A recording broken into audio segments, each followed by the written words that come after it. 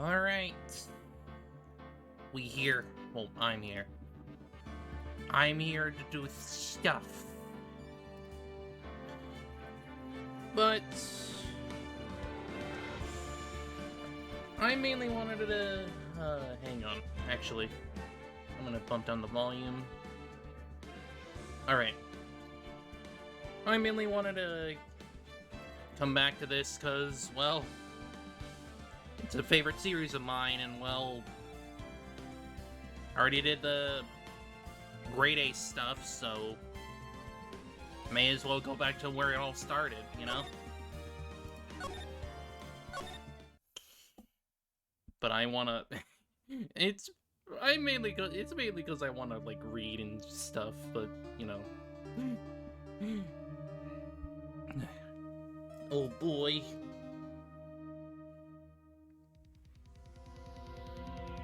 The first one... Damn it. Why me? Can't get caught. Not like this. Frickin'... I've gotta find someone to put this on. Someone like... him. I'll make it look like he did it. Sure, make the... blame it all on fucking Larry, because he's totally freaking capable of killing, his ex. Yeah, totally. Sure. Boy, am I nervous. Right. Hiya, Chief. Phew, I'm glad I made it on time. Well, I have to say, Phoenix, I'm impressed. Not everyone takes on a murder trial right off the bat like this. It says a lot about you, and your client as well. Thanks. Actually, it's because I owe him a favor. A favor? You mean you knew the defendant before this case? Yes. Actually, I kinda owe my current job to him. He's one of the reasons I became an attorney. Well, that's news to me. I want to help him any way I can. I really want to help him. I owe him that much. It's over. My life, everything, it's all over. Is that your client screaming over there? Yeah, that's him. Death, despair. Oh. I'm gonna do it. I'm gonna die. Sounds like he wants to die. Yeah.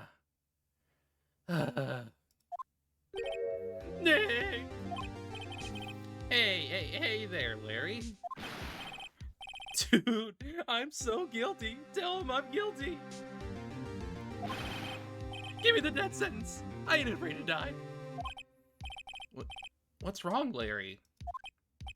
Oh, it's all over. I'm finished. Finished! I can't live in a world without her.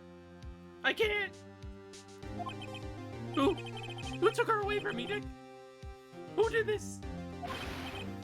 Oh, Nick, you gotta tell me. Who took my baby away? God damn it, Larry. Person responsible for your girlfriend's death. Newspapers say it was you. My name is Phoenix Wright. Here's the story. My first case is a fairly simple one. Well, yeah, it's pretty freaking obvious who did it, because the freaking killer's an idiot. A young woman was killed in her apartment. The guy they arrested was the unlucky sap dating her. Larry Butts. My best friend since grade school. Our school had a saying, when something smells, it's usually the butts. In the 23 years I've known him, it's usually been true. He has a knack for getting himself in trouble. One thing I can say, though, it's usually not his fault. He just has terrible luck. Ain't that the fucking truth? but I know better than anyone that he's a good guy at heart. Debatable. Debatable. He's kind of sleazy, man. Then I owe him one, which is why I took the case to clear his name. And that's just what I'm gonna do.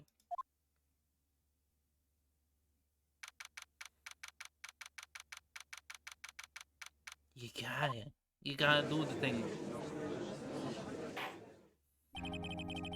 Court is now in session for the trial of Mr. Larry Butts.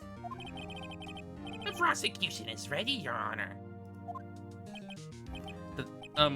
Defense is ready, Your Honor. Mr. Wright, this is your first trial, is it not? Yes, Your Honor. I'm, a little nervous. Your conduct during this trial will decide the fate of your client. Murder is a serious charge. For your client's sake, I hope you can control your nerves. Thank you, Your Honor.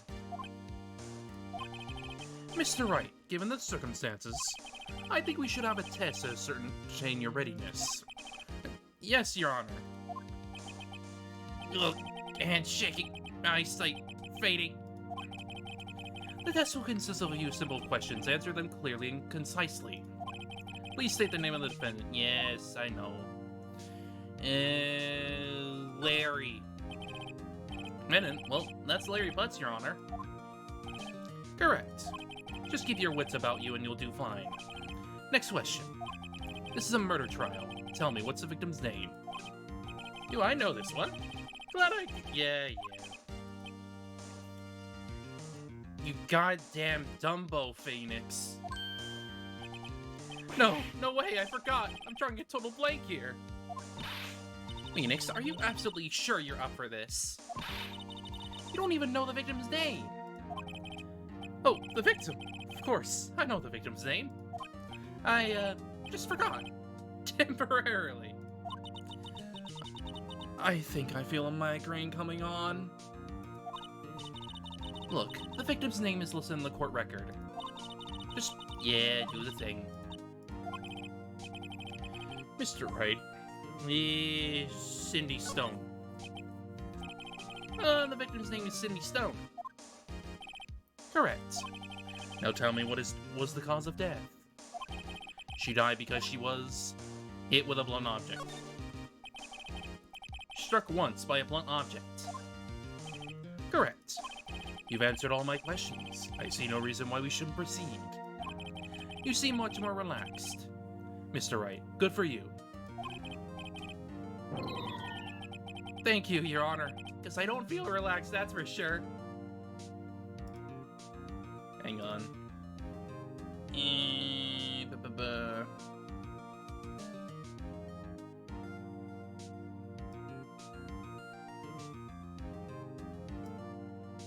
Boop. Alright. There we go. Thank you, Honor, because I don't feel relaxed, that's for sure. Well then. First, a question for the prosecution. Oh, that's probably a little too loud. Hang on.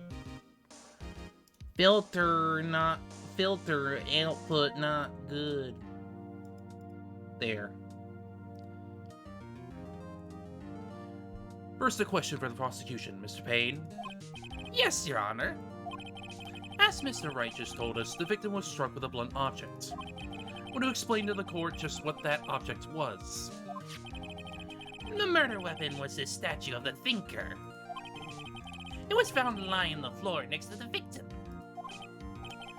I see, the court accepted into the evidence. Yes. Right. Be sure to pay attention to any evidence added during the trial. That evidence is the only ammunition you have in court. Yes. Mr. Payne, the prosecution may call its first witness. The prosecution calls the defendant, Mr. Butts, to the stand. Chief, what do I do now? Pay attention, you don't want to miss any information that might help your client's case. You'll get your chance to respond to the prosecution later, so be ready. Let's just hope he doesn't say anything unfortunate. It's Larry. It's fucking Larry. Oh, Larry gets excited easily. This could be bad. It will be. It will be. Ahem. Mr. Butts, is it not true that the victim had recently dumped you? Hey, watch it, buddy. We were great together. We were Romeo and Juliet, Cleopatra and Mark Antony. Didn't they all die? I wasn't dumped. She wasn't taking my phone calls or seeing me. Ever. What's it to you anyway? Mr. Butts, what you describe is generally what we mean by dumped. In fact, she had completely abandoned you and was seeing other men. She had just returned from overseas with one of them the day before the murder. What do you mean, one of them? Lies! All of it! Lies! I don't believe a word of it! Your Honor, the victim's passport. According to this was in Paris until the day before she died. Indeed, she appears to have returned the day before the murder. Dude, no way! The victim was a model, but did not have a large income. It appears that she had several sugar daddies. Daddies? Sugar? Yes, older men who give her money and gifts. She took that money and used it to support her lifestyle. Dude! We can still read what kind of woman this Miss Stone was. Tell me, Mr. Butts, what do you think of her now? Right? I don't think you want him to answer that question. Yeah, Larry has a way of running his mouth in all the wrong directions. Should I? Stop. My client had no idea the victim was seeing other men. That question is irrelevant to this case. Ooh! Ew! Ah! Dude, Nick, what do you mean irrelevant? That cheating she-dog! I'm gonna die. I'm just gonna drop dead. Yeah, and when I meet her in the afterlife, I'm gonna get to the bottom of this. Let's continue with the trial, shall we? I believe the accused's motive is clear to everyone. Yes, White. Oh boy, this is not looking good. Next question. You went to the victim's apartment the day of the murder, did you not? Well, did you or did you not? Well, maybe I did. Maybe I did. Uh-oh, he went. What do I do?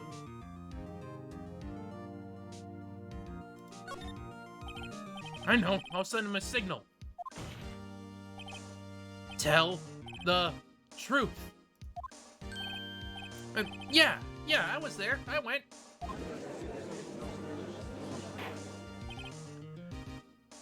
Order. Well, Mr. Butts. Dude, chill. She wasn't home, man. So, like, I didn't see her. Your Honor, the defendant is lying. Lying. The prosecution would like to call a witness who can prove Mr. Butts is lying. Well, that simplifies matters. Who is your witness? The man who found the victim's body. Just before making the gruesome discovery. He saw the defendant fleeing the scene of the crime.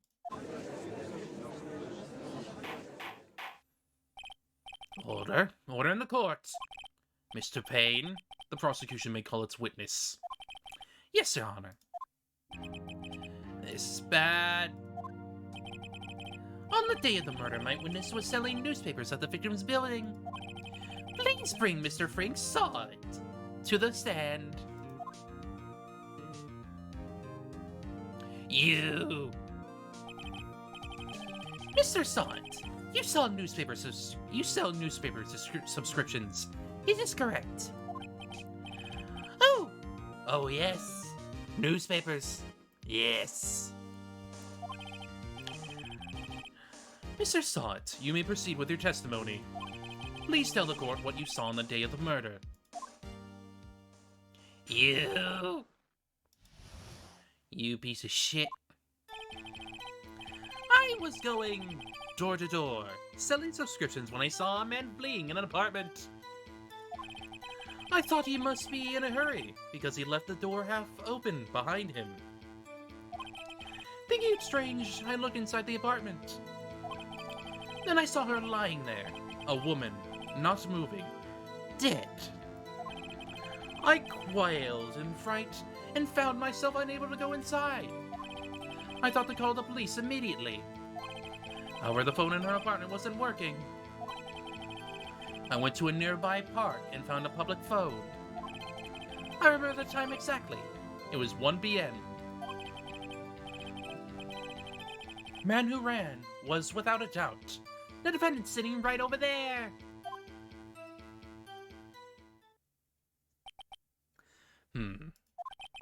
Larry, why didn't you tell the truth? Can't defend you against a testimony like that. Incidentally, why wasn't the phone in the victim's apartment working? Your Honor, at the time of the murder, there was a blank blackout in the building. Aren't phones supposed to work during a blackout? Yes, Your Honor. However, some cordless phones do not function normally. The phone that Mr. Sot used was one of those. Your Honor, I have a record of the blackout for your perusal. Now, Mr. Wright. Yes, Your Honor. You may begin your cross-examination. Cross-examination, Your Honor? Alright, Wright. This is it. The real deal. What exactly am I supposed to do? Why, you expose the lies in the testimony the witness just gave. Lies? What? He was lying? Your client is innocent, right? Then the witness must have lied in his testimony. Or is your client really guilty? How do I prove he's not? You hold the key. It's in the evidence. Compare the witness's testimony to the evidence at hand. There's bound to be a contradiction in there. First, find contradiction. Yeah, do the thing. Do the thing. Do the thing. Make him freaking pay.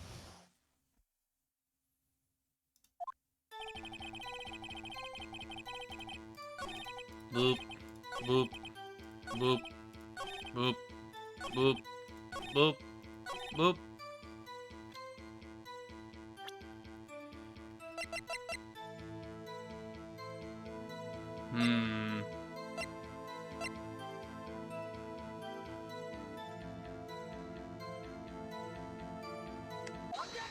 No. Fuck you. You found the body at 1 p.m. You're sure? Yes. It was 1 p.m. for certain. Frankly, I find that hard to believe. Your statement directly contradicts the autopsy report. The autopsy notes the time and death at sometime after 4 p.m. There was nobody to, no body to find at 1 p.m. How do you explain this 3-hour gap? Ooh! That! This is trivial! The witness merely forgot the time. After his testimony, I find that hard to believe. Mr. Sot, why were you so certain that you found the body at 1 p.m.? Gee, that's a really good question. Great job, Wright. Way to put him on the spot. That's all you have to do. Point out contradictions. Lies always beget more lies. See through one, and their whole story falls apart. Wait! I remember now. Would you care to give your testimony again? Yeah, give it again so you can be a fucking fool. You see, when I found the body, I heard the time. There was a voice saying the time. It was probably coming from the television. Oh, but it was 3 hours off, wasn't it? I guess the victim must have been watching a video of a tape program. That's why I thought it was 1 p.m. Terribly sorry about the misunderstanding.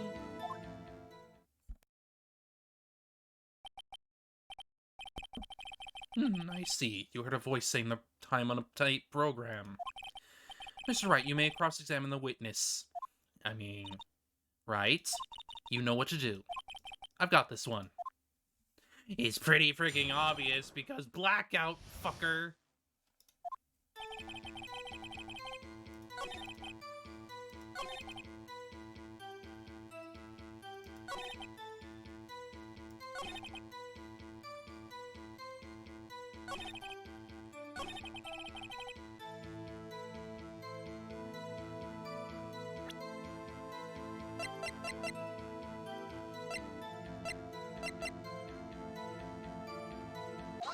No.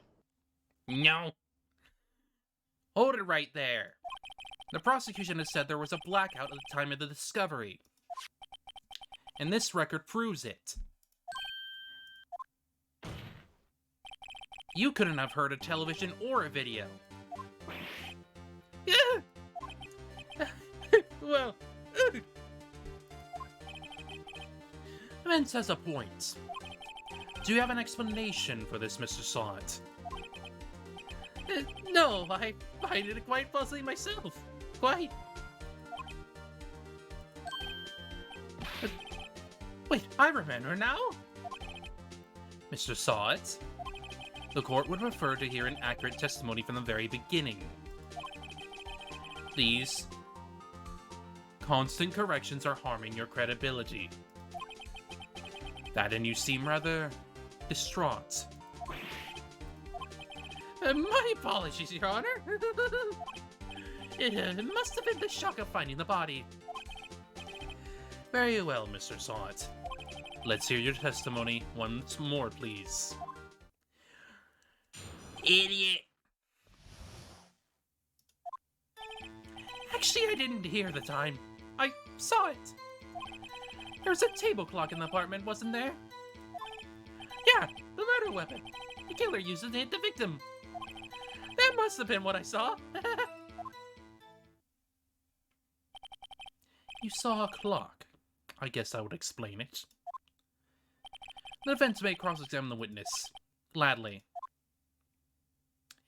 There is no clock, fucko! Thinker.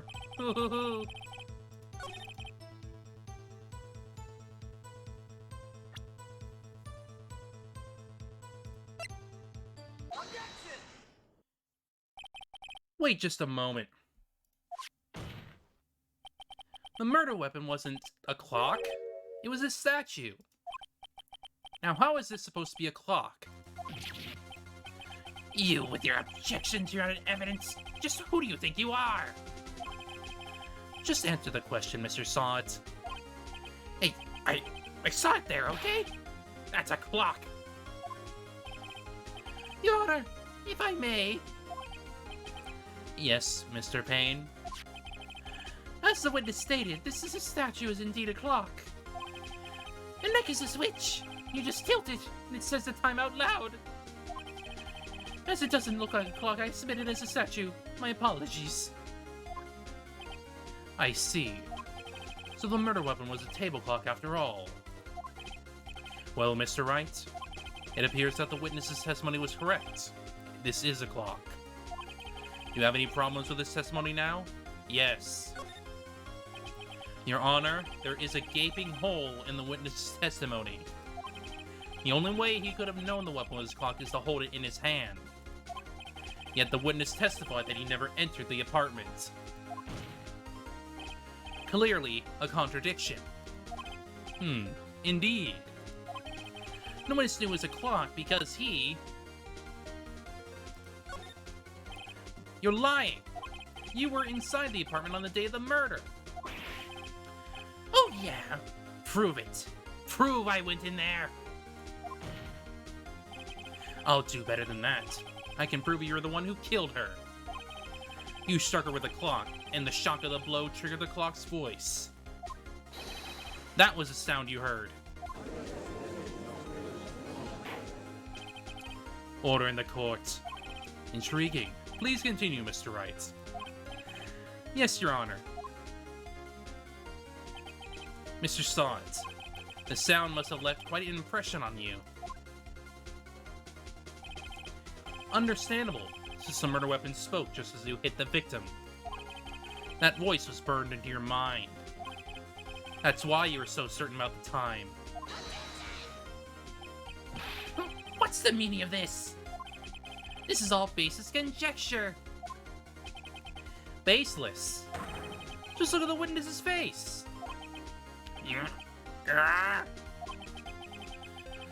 Would the witness care to elaborate? Did you strike the victim with the clock? That day, I never.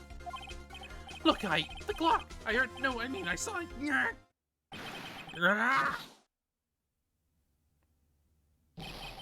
Shut up, shut up, shut up. I hate you.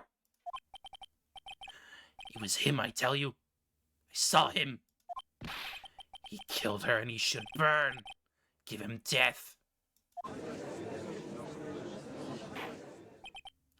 Order. Order in the court, I say. Your Honor, a moment, please. There isn't a shred of evidence supporting the defense's claims. Mr. Wright? Your Honor?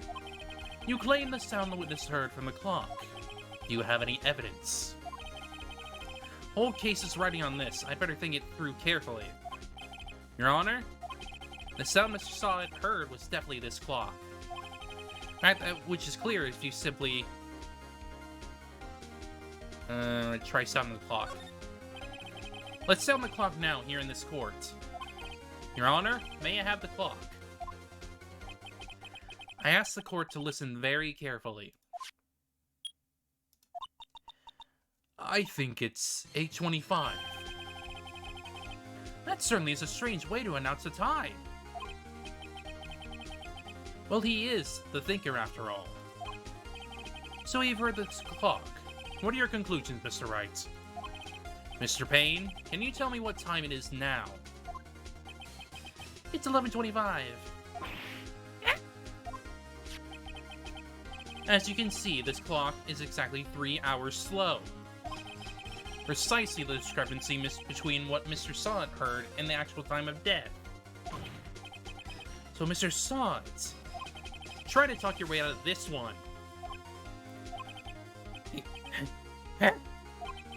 You forgot one thing. Uh-oh, what's he talking about now? While it may seem like that clock is running 3 hours slow, it proves nothing. How do you know it was running 3 hours slow on the day of the murder? If you can't prove that, you don't have a case. He's right. How am I gonna prove that? Damn it, I was so close. Mr. Wright, it seems you lack the critical evidence to support your claim. Yes, Your Honor. This means I cannot let you indict the witness. Unfortunately, this ends across an examination of Mr. Frank Salt. I come all the way down here to testify and look what happens. You treat me like a criminal. A criminal! Your lawyers are all slime. I almost had him. Sorry, Larry. I failed you. There's nothing I can do about it now. Not so fast, Mr. Salt. Chief. Listen up, Wright. Don't throw this one away. Not like this. Think. But Chief, it's over. I can't prove the clock was slow the day of the murder. Nobody can prove that. Well, yes. That doesn't mean you can't still win. Try thinking outside of the box. Don't waste time doubting the facts. Assume the clock was 3 hours slow, and think through it. Ask yourself, why was the clock 3 hours slow? Figure out the reason, and you'll have your proof. Right? Can you think of a reason as to why the clock would be 3 hours slow? Wait, maybe I can prove it. You must have evidence somewhere that can prove it, Wright. Find it and let them have it. Well, Mr. Wright, you say the clock was already running slow on the day of the murder. Have you found evidence to support this claim? Of course. There's a piece of evidence in the court record that can prove my claim beyond a doubt. Ah, tough words. Let's see you pull this one off. Let's see if this evidence proves why the clock was running slow.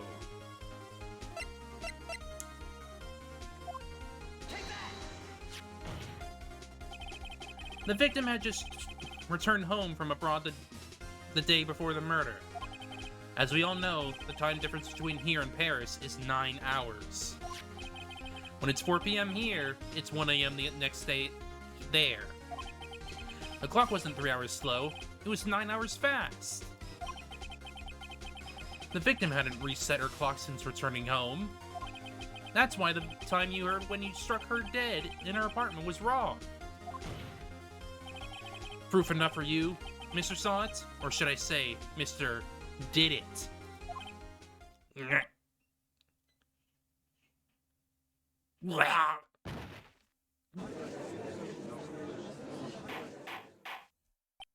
Order. Order, I say. Well, this case has certainly turned out differently than we all expected. Mr. Bain, your witness? He was arrested and taken away, Your Honor. Very well. Mr. Wright? Yes, Your Honor. I have to say, I am impressed. I don't think I've ever seen someone complete an offense so quickly, and find the true culprit at the same time. Thank you, Your Honor. At this point, this is only a formality, but this court finds the defendant, Mr. Larry Butts, not guilty.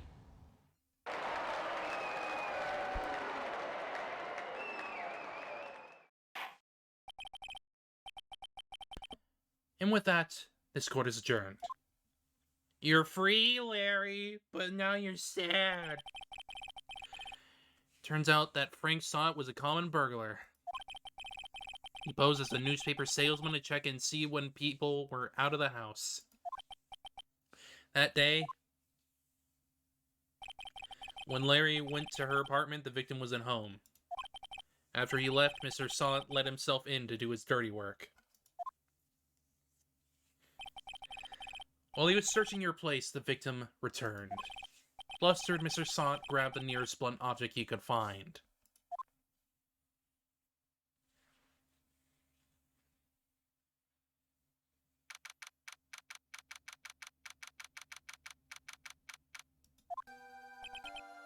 Phew, I still can't believe he won. Right, good job in there. Congratulations. Thanks, Chief. I owe it all to you. Not at all, not at all. You fought your own battles in there. It's been a while since I've seen a trial end on such a satisfying note. Never seen the Chief looking this happy. She's this glad. Imagine how Larry must feel. My life is over. Larry, you're supposed to be happy. What's wrong now? Oh, Nick. Don't worry about me. I'll be dead and gone soon.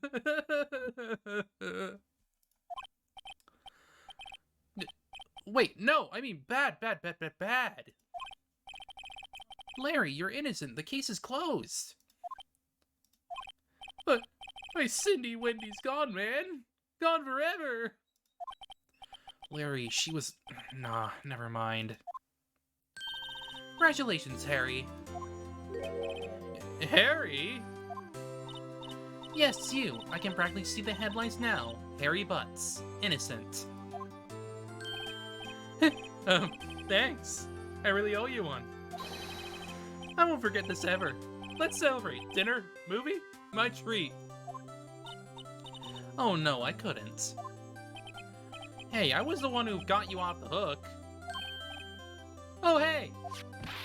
Here, take this. It's a present. A present for me. Wait, wasn't this the evidence that... Yeah, actually, I made this clock for her. I made one for her and one for me. Really? You made this. Well, thank you. I'll keep it as a memento. Yo, Nick. Can you believe it? I was so into that chick. And she was just playing me for a fool. Don't that make you just want to cry? Larry. Are you so sure? Squeeze me?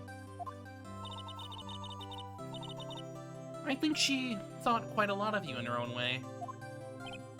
Nah, you don't get to sympathize with me, it's okay. Oh, I'm not just sympathizing, really. Isn't that right, Wright? Don't you have something to show your friend? Something that proves how she felt about him. Huh? Oh yeah, right. What the heck is she talking about? Check this out, Larry. Proof positive you weren't just some chump to her. Huh? What about that clock? This is the clock you made for her, Larry. And she took it with her when she traveled. Whatever. She probably just needed a clock, that's all. You think so? It's a pretty heavy clock to take traveling. Oh, make of it what you will. Hey, Nick. I'm glad I asked you to be my lawyer. Really, I am. Thanks. Hope that made him feel a little better. Right? I hope you see the importance of evidence now. Also, hopefully you realize things change depending on how you look at them. People, too. We never really know if our clients are guilty or innocent. All we can do is believe in them. And in order to believe in them, you have to believe in yourself. Right? Listen, learn, grow strong. Never let go of what you believe in. Never. Well, I think your work here is done. Shall we be off? Yeah, I guess so. Say, how about dinner? On me. We'll drink a toast to innocent butts. Yeah. Oh, speaking of Harry, you were saying part of why you became a lawyer was because of him. Yeah, part at least. You have to tell me more about it sometime. Maybe over drinks. So my first trial came to a close. Larry slapped me on the back and said, "Gee, Nick, it's good to have friends." But I'm pretty sure he's not gonna pay us, unless you count the clock he gave Mia. I didn't know it then. That clock was soon going to be at the center of another incident. And my promise to tell the chief about me and Larry would be one promise that I wouldn't be able to keep. Unfortunate. Yeah. Yeah.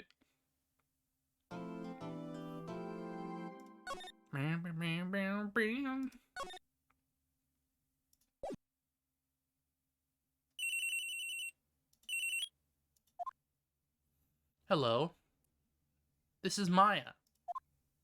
Hey, Maya. It's me. Mia! What's up? You haven't called in a while. Sorry, I've been so busy. How have you been? Oh, lonely? It's all your fault. Nah, I'm just teasing. I've been great. I'm finally getting used to having my own place. That's good to hear. Actually, I'm calling because I have a favor to ask. I know. You want me to hold evidence for you? Sharp as always. There's a lot of buzz about the upcoming trial. I just don't feel safe keeping the evidence here. I gotcha. So what is it this time? It's a clock. A clock. Yeah, it's made to look like that statue, the Thinker, and it tells you the time. I thought you might like it. You always like toys. Hey, I'm not a little girl anymore, sis. Now, you know I'm only teasing. I should probably tell you, the clock isn't talking right now. Huh? It's not working? That's lame. I had to take the clockwork out. I'm sorry. I put some papers inside it instead. Papers? Is that the evidence then? Well, there's a possibility that it might turn out that way, yes. You can go by the office tonight, say 9 o'clock to pick it up. I'll be in a pre-trial meeting until then. Okay, sis, but I expect dinner. Something good. Like burgers. I could really go for a good burger. Burger! Okay, we'll hit the usual joints. Alright, it's a deal. Okay, sis, see you soon. Yep, I'll be waiting, Maya. Conversation recorded September 5th, 9:27 a.m. Yeah.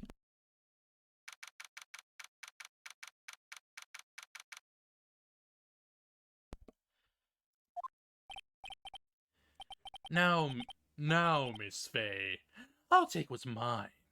The papers. I'm sorry, but I can't give you what I don't have. Miss Fay, you are a poor liar. Why, I see it over there. That must be the Thinker that swallowed those papers. How could you know? Oh, you are not cogniferous of my background. Gathering information is my business, you see. I should have been more careful. Ho. My dear Miss Fay, I am so very sorry. But I'm afraid I must ask you for one more thing. Your eternal silence. Farewell, Miss Fay.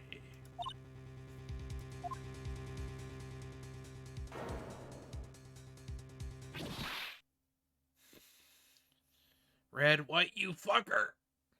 Yeah. Red, white, blue.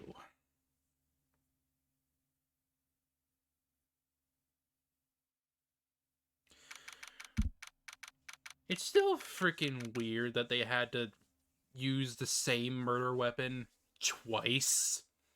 But, hey, irony, I guess.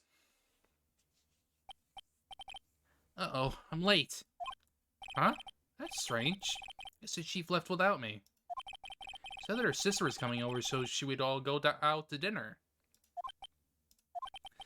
What's that smell? Blood?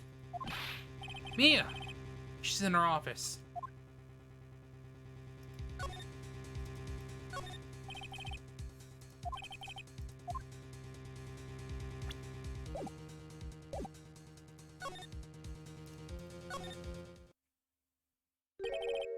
Smell. Blood. Sis. Someone's there. Chief? Chief? Chief!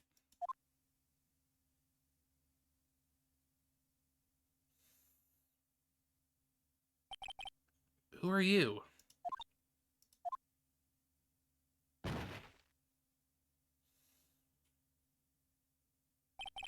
Strange girl dropped out cold.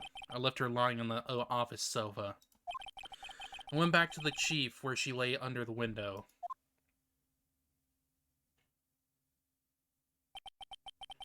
Her body was still warm. I could feel it when I held her shoulder. Then, all too quickly, it began to fade. Till finally she was cold.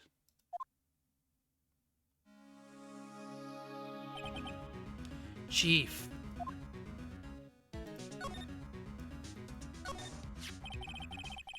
It's gross with dried blood. How ironic this became the murder weapon. Again. Chief. It's hard seeing her like this.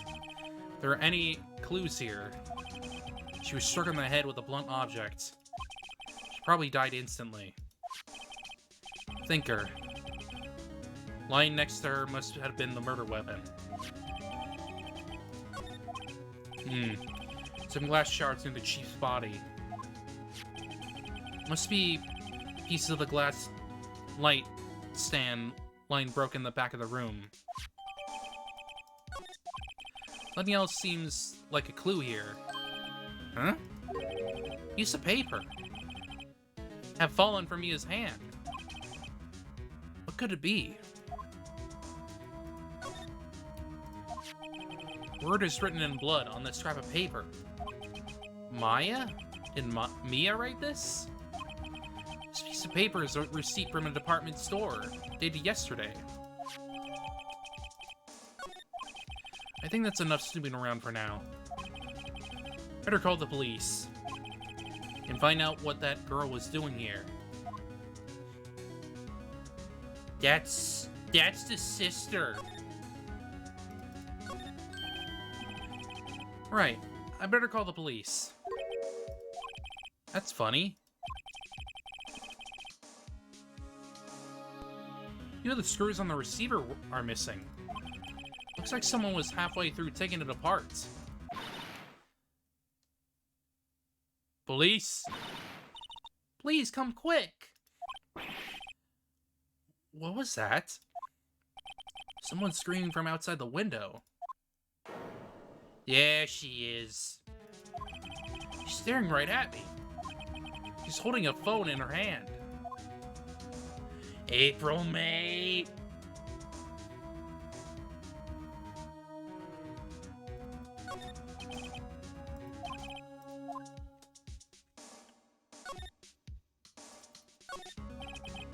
Large building right across from the office. The Gatewater Hotel. A nice, luxurious place.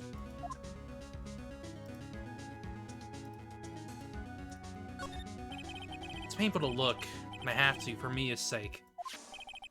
Looks like she was... Yeah.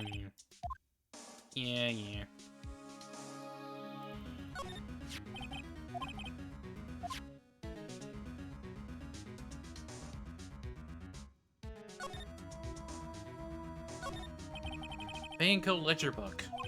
Everything is written in the chief's ultra neat handwriting. It's a small office, but it makes a good bit of money. Surprisingly, the chief was never good with machines. When all she used this PC was email. She picked up this ancient model at some garage sale for practically nothing.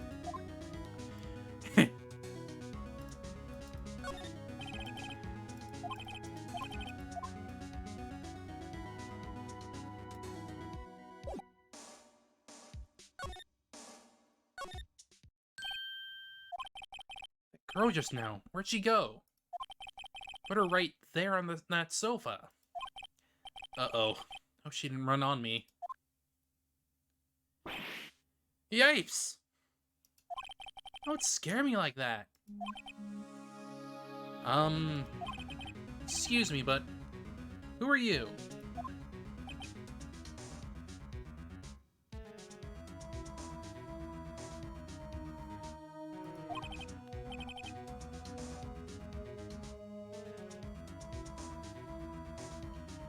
It's okay, I work here. Maya. Maya Fey.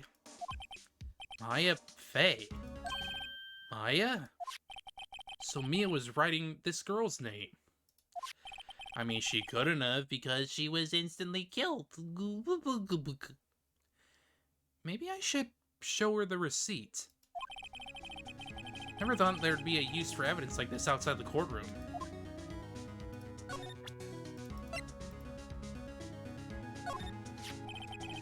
Before Mia died, she wrote a message with her own blood. She wrote it on the back of this receipt. That's my name! Why? Why would she write my name? Please, just calm down. Why would Sis write my name? Uh-oh, now I've done it.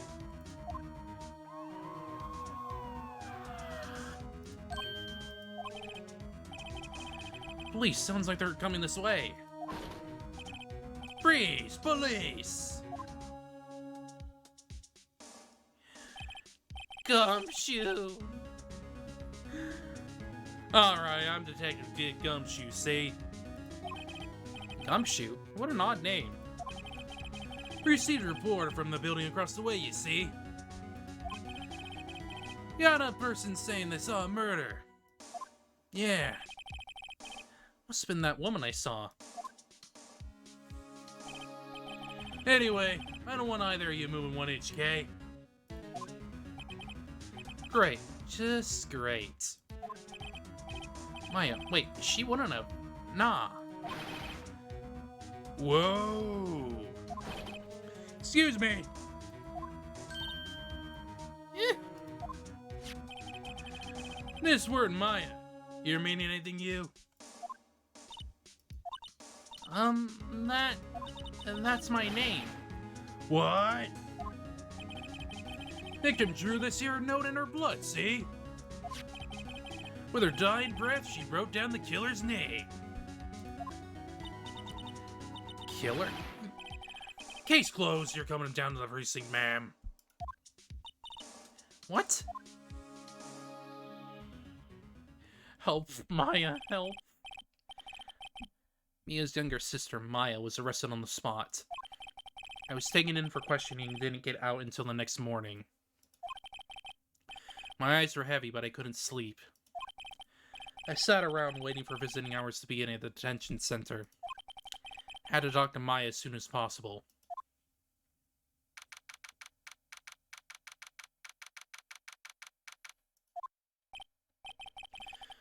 Wow, they have poor Maya locked up like a criminal.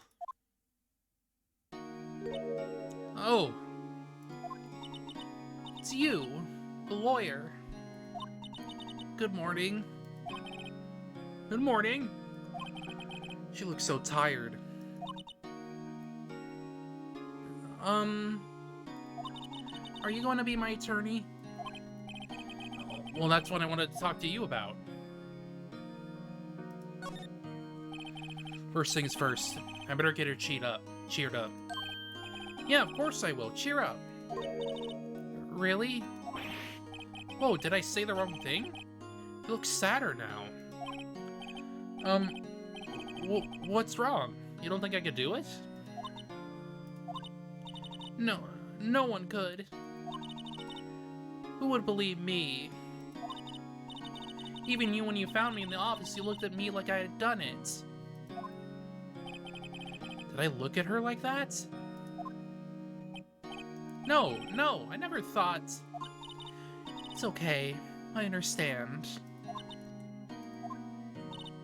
And I've also heard about you. Heard? Heard what about me? I was talking to my sister on the phone the other day. Today was my junior partner's first time in court. Wow, really? How'd that go? It was quite the scene. Honestly, I was on the edge the whole time. It's been a while. Ha! So he crashed and burned? He's a genius. One of those strike fear into the hearts of evil types. Only thing he's lacking is experience. Huh, sounds like it was fun.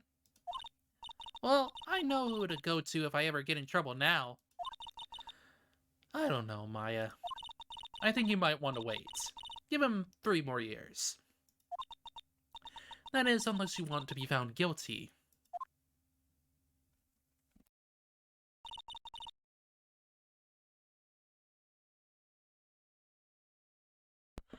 That's what she said.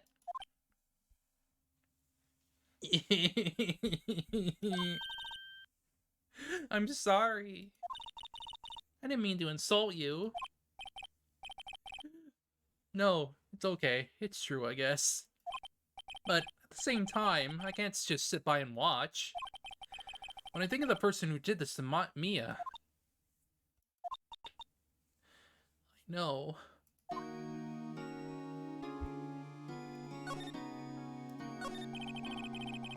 There's something I've been wanting to ask you. Yes? What's with that outfit? Oh, this? This is what all acolytes wear. It's my uniform, you could say. Acolytes? Like people in religious training? What is it that you do? Oh, it's nothing strange, really. I'm a spirit medium, in training. Spirit medium? Pretty sure that qualifies as strange. Could you tell me about the day of the murder? Yes. Let's see, that morning I got a call from my sister. She wanted to hold on to a piece of evidence for an upcoming trial. Evidence?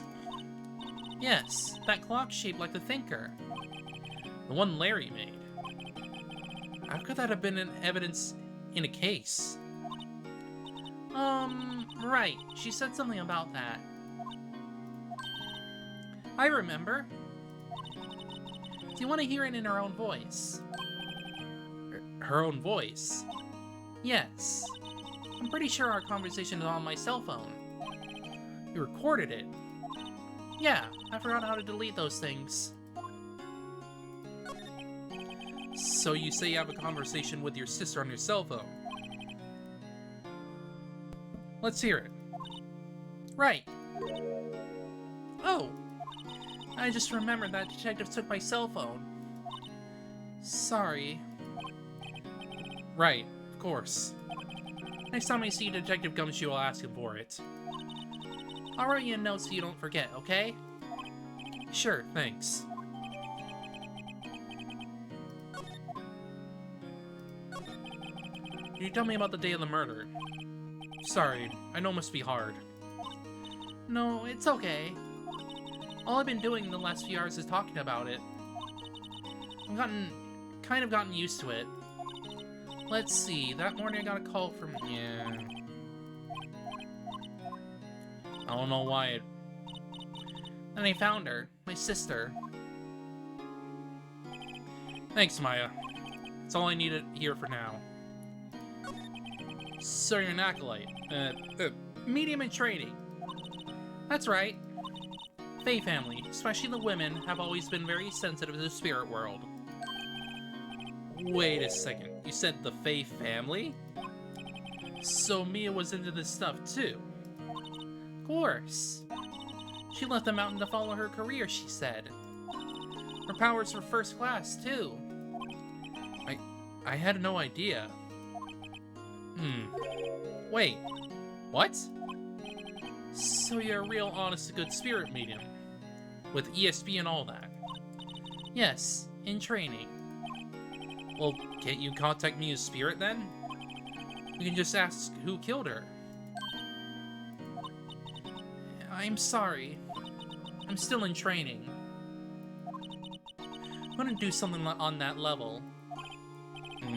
Thought that would be too easy. Huh? Something the matter? I was wondering, could I ask you a favor? This is the address of a famous lawyer. My sister gave me this a long time ago. Said if I was ever in trouble, I should call him. And, well, I'm in trouble. Do you think you could go and ask him to represent me?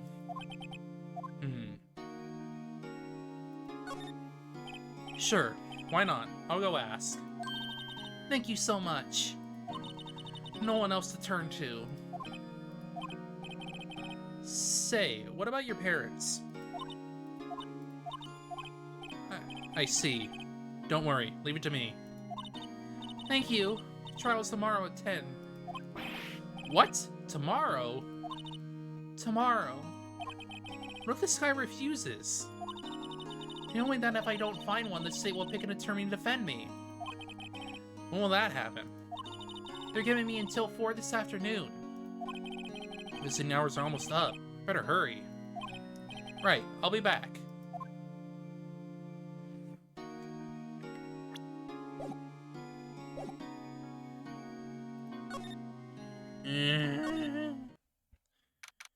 Gumshoe! The office is filled with police officers. They're all busily searching for clues. Hey, you there! This is a crime scene, pal. No trespassing. Sorry. Don't I know you from somewhere? Wait, you're that Butts guy, aren't you? No, Phoenix Wright. How could anyone mistake me for Larry? Ah, I guess I got the wrong name, Mr. Wright. Sorry about that. That Butts guy, he was a killer. And you're no killer, right? He was proven innocent.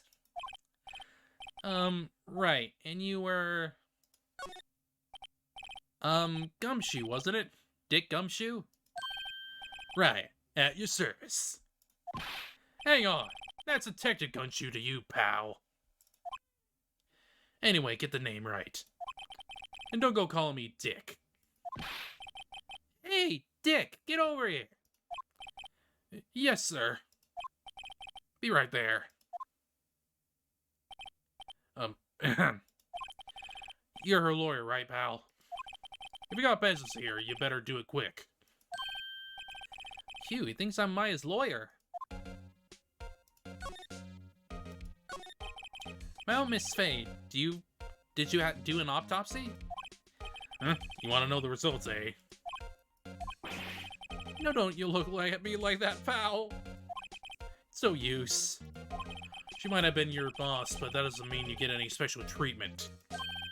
Alright, you can see the report, but that's all.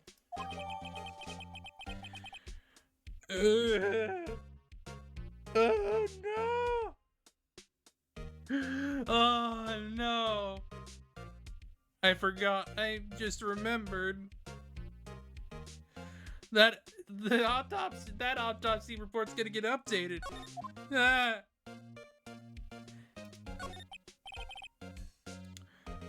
Did Gunfuck not tell you that?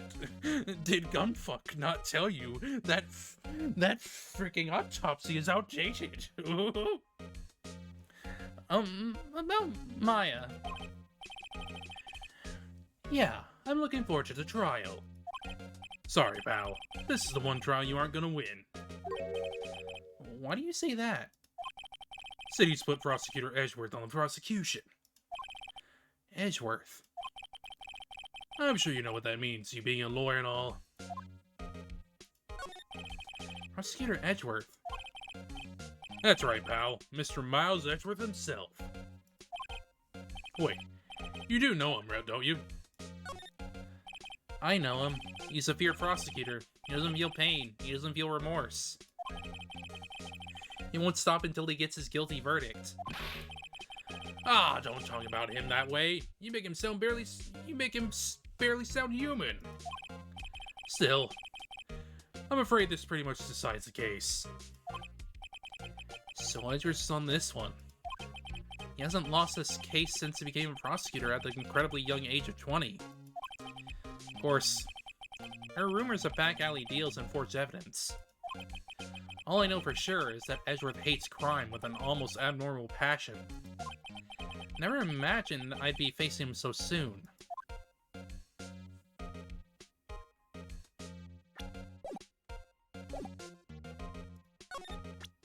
Can I look at her phone?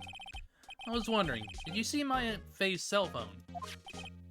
Oh, that. I have that. You think you're gonna give it back? Sure, I mean, wait a second, pal. Tricky lawyer. Uh-oh, he's on to me. Not so straight. Okay, I can't be straight with this guy. What should I tell him? Something the matter? Oh, no, that carrying strap on the cell phone. This, says the Steel Samurai warrior of the old Tokyo. Steel Samurai. That action hero on TV. Yeah, you see that strap is a collector's item. She was worried it might get lost if it went down to the precinct. That what she said? Yes. Okay, pal. I wrote down all the numbers she called anyway. Here we go. Seems he didn't notice the recorded conversation.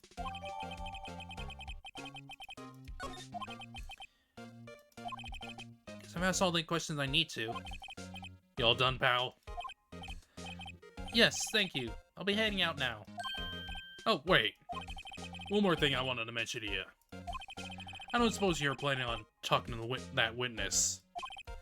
Anyway, you better not. No influencing the witness with your loyally ways, pal. Come to think of it, I completely forgot about her. The witness? Yeah, Miss April May. I'm sorry about this, but I can't tell you anything about her. Well, you just told me your name, Miss May, huh? So you sent her home already, then? Haha, you're trying your loyalty tricks on me now. She's not to go outside her room until the trial. So she's still in the hotel across the way. You should know better than to try to get a detective to leak information. You got that right, pal. Time to pay a visit to Miss May.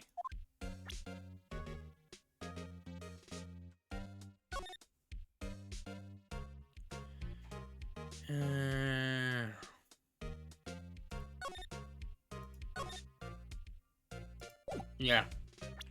Got the convo.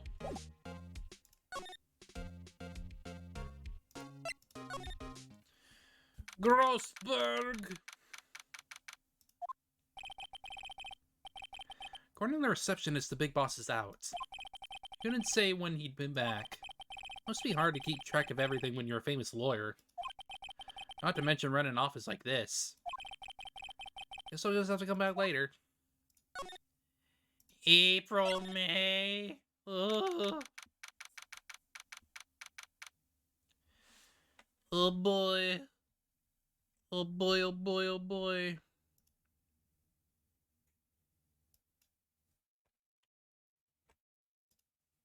Oops. Well, well. Hello there, handsome. Hi.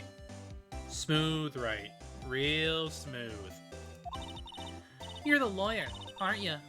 The detective told me. He said, don't say anything to that lawyer, pal. Teehee. Memo to self. Thank Detective Gumshoe for making my job harder. Gee, this is all something out of a movie. Yes, the Hoinkers have arrived. It's all like so exciting. I can hardly contain myself. Oh, let me go freshen up so I can look the part of the beautiful eyewitness. Shoved? No, I'm gonna be shoved in them. Oh no! I pity the lawyer that had to cross-examine this one.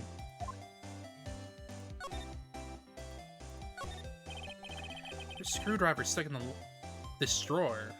I wonder what's inside. Let's take a look. Hey! What are you doing? No touching. Oh, bad boy. You really shouldn't pry around in other people's rooms now. You wouldn't want to make me upset, would you? Upset? I thought she was going to explode for a second there. Wonder what could be inside the drawer. You think you could tell me something? I need you to describe what you observed at the time of the incident. Oh, absurd. Incident, you sound like a lawyer in the movies. I like a man with a big vocabulary. Better not encourage her. You know that thing that occurred happened the other day, the bad thing? What did you see when it happened? I don't suppose you could tell me about it. Pretty please? The hand pose. The The constant kitty pose.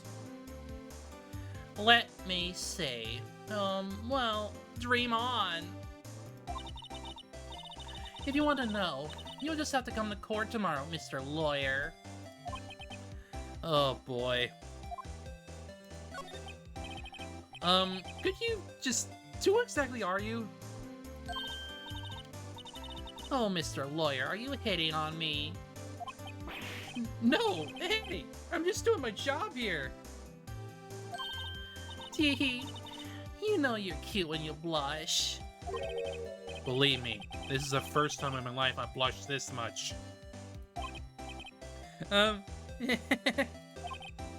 Right. Can you just tell me what it is you do? Well... No.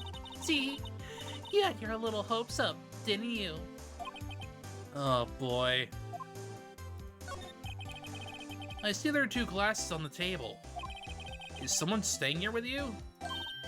Oh, what amazing powers of observation. You must be one of those famous detectives, like on television. Oh, no, not me. I'm just a lawyer. Say, Mr. Big Detective, why don't you go look for clues in the garbage,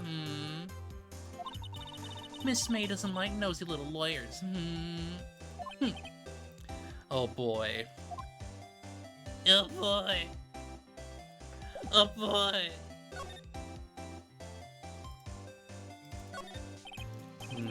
Since I didn't wonder. Maybe later.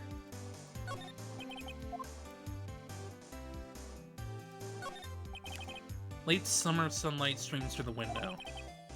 There's a Fay & Co. law office building, of course. You can see the inside of the room pretty clearly from here. It would be a little difficult to recognize a face from this distance, though. Ew. We'll just have to go back to Grossberg.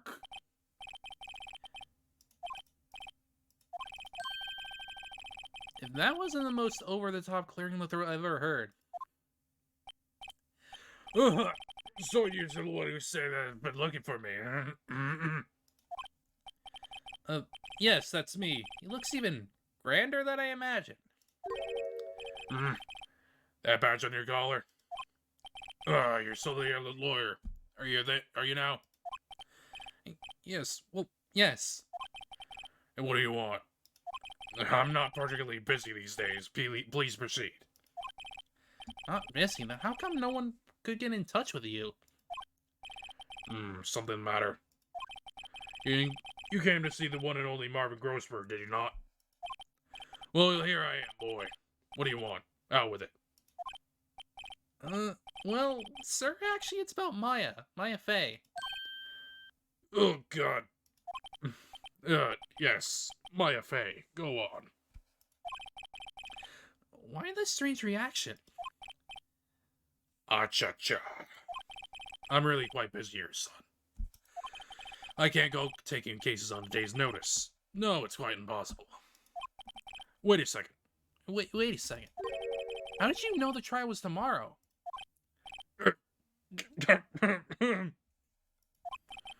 Anyway.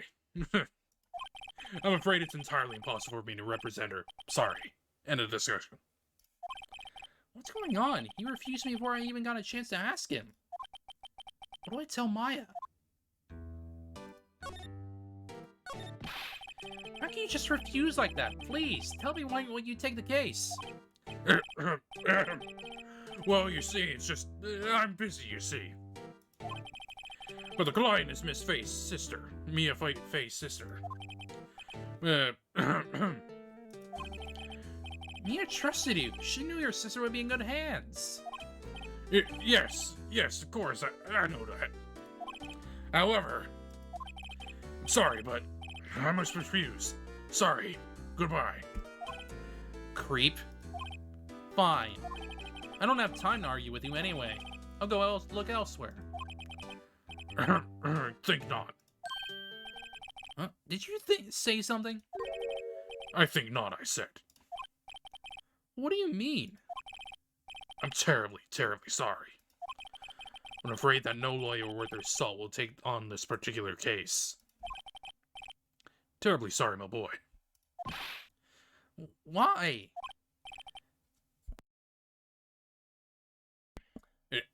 I cannot say. I beg your pardon, but could you leave now? I've nothing more to discuss with you. What's going on here? How did you know Mia Fey? She worked here a long time ago. Quite the apprentice, that one. Learned my techniques in the blink of an eye. She left one day quite suddenly. She had a mission, you see. A mission? You could see it in her eyes. She followed it with a burning passion. Never looked back, that one. That's quite a painting. Aha, you noticed. It's my pride and joy. Impressive, isn't it? Well, isn't it? Color of the sky, the hue of the sea, the weave of the straw hat. It's worth at least 3 million. I have no intention of parting with it, of course. No, I won't sell it. Not even to you. I wasn't interested. It's not for sale. I'm not buying. Jeez. Grossberg!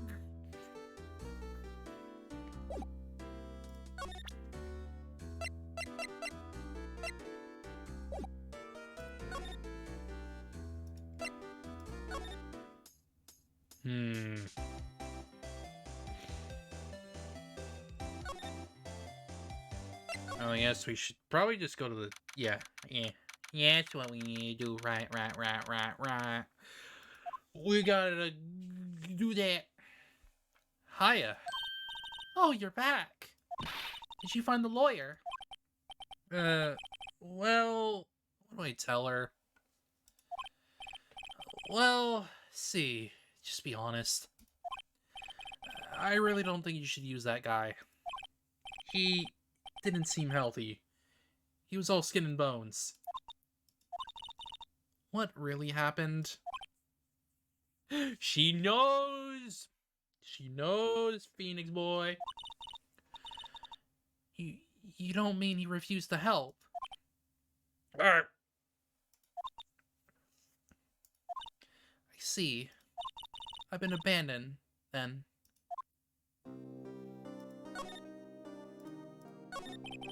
What about your family? I only had my sister. My father died when I was very young. And I don't know where my mother is. Don't know? So she could still be alive. The women in my family have been mediums for generations. They say a lot of spiritual power runs in our blood. About 15 years ago, our family was involved in an incident. There's a man, and he ruined our mother's life. Ruined? After that, she disappeared.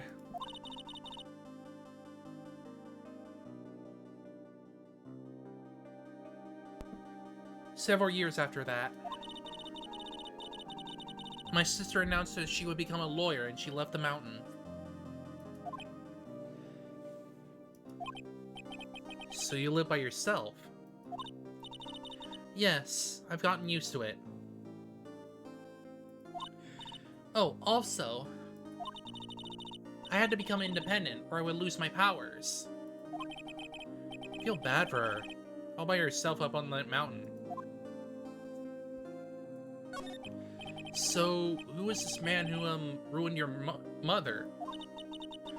About 15 years ago, there was an unusual murder case. It's quite a stir. Everyone was talking about it, apparently. Police were running out of leads. They were getting desperate. Wait, they didn't use a spirit medium, did they? Police convinced my mother to try to contact the victim. Wow. So what happened? Case was solved.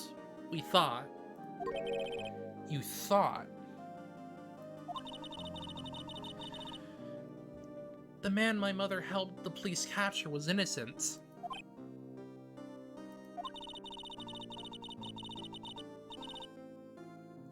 The police consultation with the medium had all been carried out in secret, of course. But a man found out about it and leaked it to the press. He told all the papers that my mother was a fraud, and the media jumped on it big time. My mother, became the laughingstock of the nation. I see. White. Excuse me? White? That was his name. My sister told me. White? Just a little longer now before the state-appointed lawyer comes, I guess. 4 p.m. Time's up. What should I do? Do I just leave her here and go home? No. I made up my mind. I'm gonna defend you whether you want me to or not. Why? Why? Well... no one else is as sad as a person without any friends. I know, I've been there a long time ago. Why did I become a lawyer in the first place? Because someone has to look out for the people who have no one on their side. Maya? I won't abandon you. You can count on me. It's so kind of you.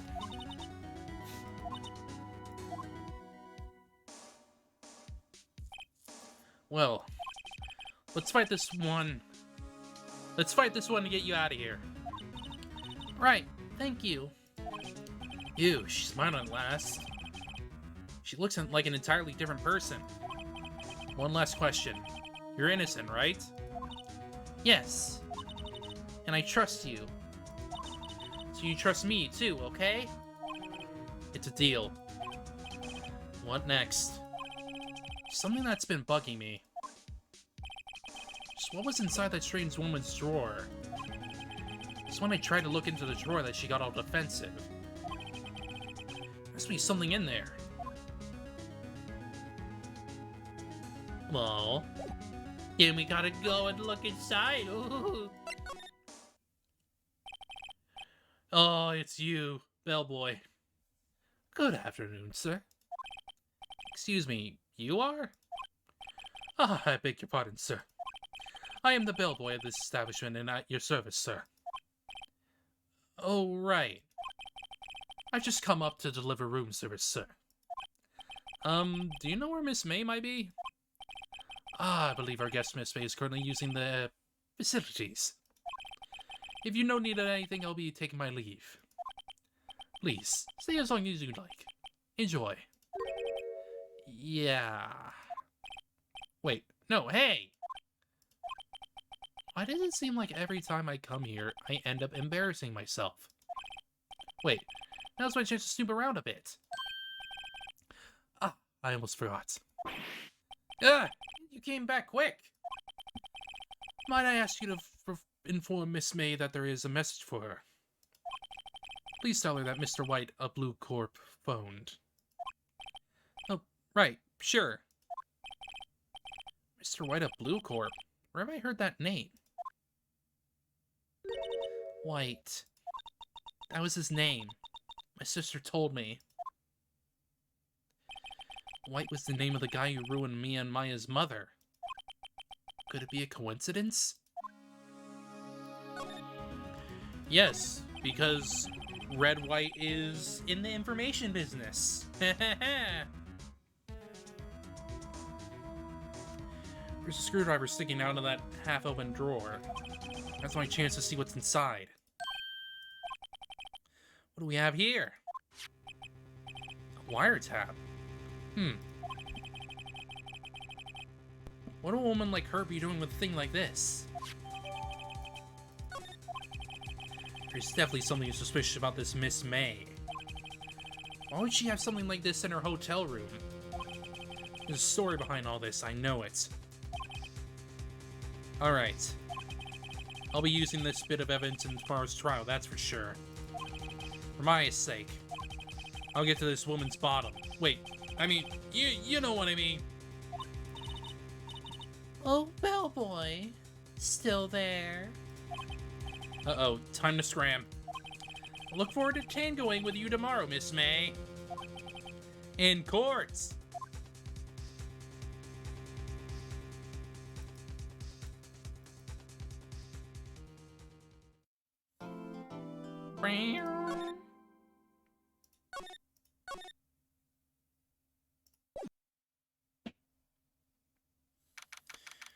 Trial time! Itchy! Court is now in session for the trial of Miss Maya Fey. The prosecution is ready, Your Honor. The defense is ready, Your Honor. Miles Edgeworth. Better not show any signs of weakness today, or he'll be on me in an instant. Mr. Edgeworth, please give this court your opening statement. Thank you, Your Honor.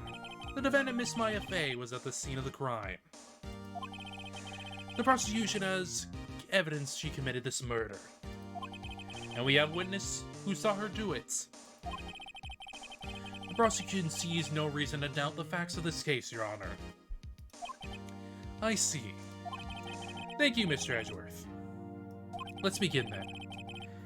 If we may call our first witness, Your Honor.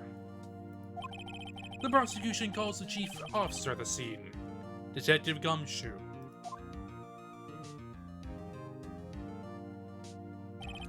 Witness, please state your name and profession to the courts. Sir, my name's Dick Gumshoe, sir. I'm the detective in the charge of homicides down at the precinct, sir. Detective Gumshoe, please describe for us the details of this murder. Very well, sir. Let me use this floor map of the office to explain. Body was found by the window here. And the cause of death. Loss of blood due to being struck by a blunt object, sir. The murder weapon was a statue of the thinker found next to the body, sir. It was heavy enough to be a deadly weapon, even in a girl's hand, sir. Court accepts the statue as evidence. They're still calling it a statue. Now, detective. Yes, sir. You had immediately arrested Miss Maya Fey, who was found at the scene, correct? Can you tell me why? Yes, sir. I had hard evidence she did it, sir. Detective Gumshoe. Please testify to the court about this hard evidence.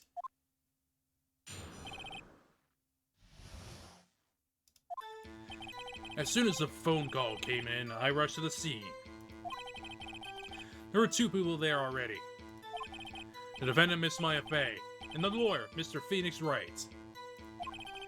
I immediately arrested Miss Maya Fey. Why? We had a witness account describing her. Witness saw Miss Maya Fey at the very moment of the murder. Very moment, you say. Very well, Mr. Wright. You may begin your cross-examination. Yes, Your Honor. Cross-examine what? I didn't see a single contradiction in that testimony. Shh. Smack. Hey, Maya just threw something at me. What's this? My sister couldn't find any contradiction in witness testimony. She would bluff it and press the witness on every detail. The witness always slips up and says something wrong. It worked lots of times. I shouldn't have expected Maya would know some of her sister's tricks. Alright, let's give this a try. Something the matter? No, Your Honor. I'd like to begin my cross-examination. I will find out.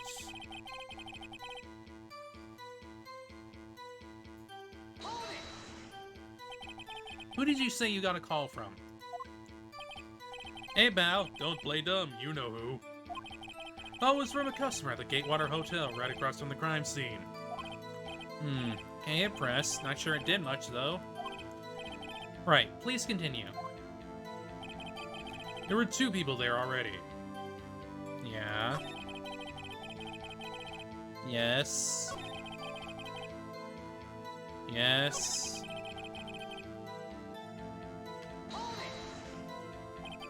Hold on just 1 second. Yeah? If I heard correctly, you said you arrested her because you had hard evidence she did it, correct?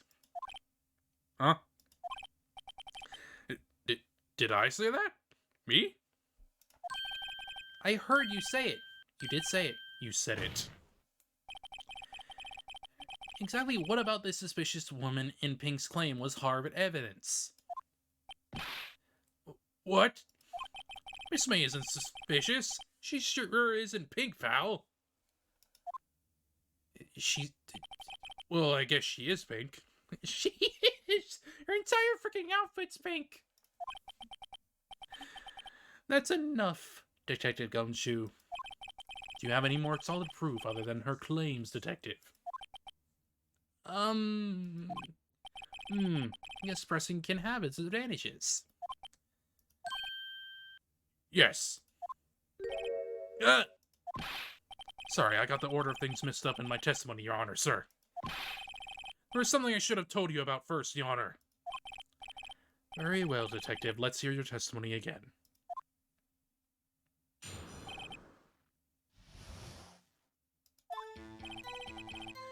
After securing the suspect, I examined the scene of the crime with my own eyes. I found a memo written on a piece of paper next to the victim's body. On it, the word Maya was written clearly in blood. Lab test results showed that the blood was the victim's. Also, there was blood found on the victim's finger. Where she died, the victim wrote the killer's name.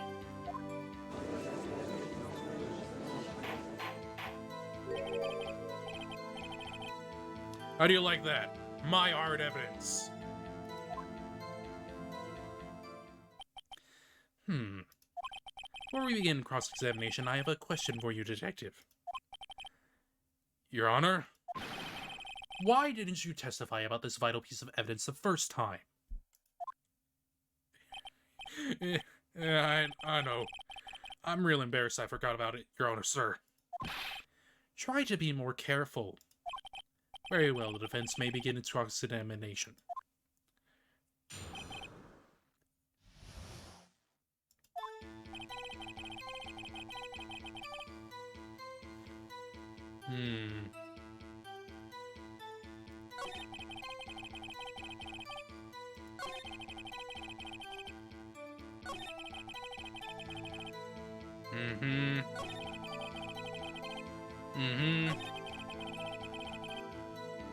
No! Instantaneous. But then they're gonna turn it back on me because updated autopsy report. There's one thing I want you to clarify for me here. You say that the victim, Mia Fey, wrote this note. That she was accusing the defendant, Mia Fey. That's really what you're saying. What? This isn't one of those lawyer tricks now, is it? Of course she wrote it. Who else could have? You have it backwards, Detective. Backwards? Victim is the only person who absolutely could not have written it. This is a report from your department, Detective. Immediate death due to a blow from a blunt object. She died immediately. But... No butting your way out of this one, Detective. Order, order. Vince has a point. Someone who died immediately wouldn't have had the time to write anything down. Mr. Wright? I beg your pardon, but when exactly did you obtain that autopsy report? When?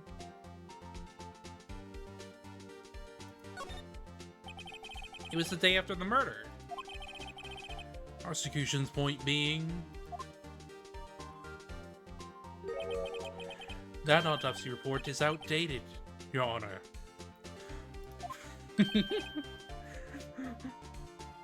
What?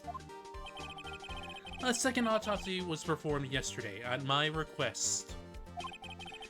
Death was almost immediate due to a blow from a blunt object. But there is a possibility that the victim lived for several minutes after the blow.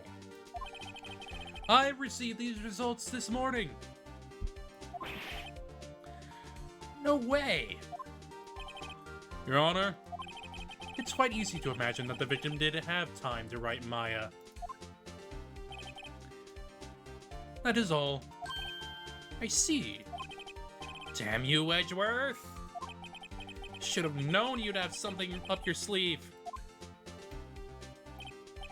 Why, Mr. Wright? You look shocked. Something you want to say? Oh, Detective Gumshoe, you're a sham! How can you give me a faulty report? I thought... Detective Gumshoe. I'm disappointed you handing him the wrong report like that. Sorry, sir. You are at fault, Detective. This isn't going to look good on your evaluation next month. But... Your Honor, I submit this report to the court. I mean, honestly, both are at fault here. He should have been very upfront with the evidence. Because, like, that's like the whole point. You should bring all your freaking evidence forward immediately. But this is freaking Ace Attorney. This is Ace Attorney. Shit always comes up later. Understood. The court accepts the evidence. You should have given it earlier. Well, Your Honor. The evidence strongly suggests that the victim was identifying the killer. I suppose that's the obvious conclusion, yes. Darn, this isn't good. The prosecution would like to call its next witness. This poor, innocent girl saw the murder with her own eyes. Let the witness, Miss April May, take the stand. Exactly what part of her is innocent? None? None? Witness, your name, please. April May, at your service. Wink.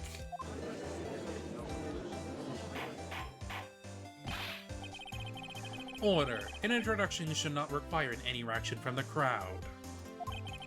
The witness will refrain from wanton winking. Yes, Your Honor. This is not good. He's already captured the heart of every man in this courtroom. Tell us, where were you on the night of September 5th, where the murder occurred? Gee, I was, like, in my hotel room, teehee. I checked in right after lunch. And this hotel is directly across from the Fanco law offices? That's right, big boy. Please testify to the court about what you saw.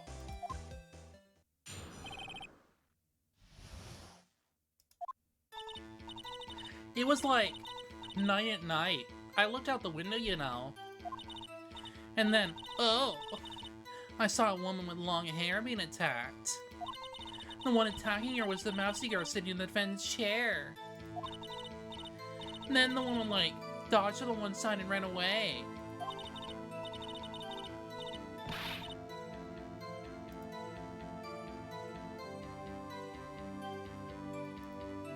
But that girl, she caught up to her and she hit her.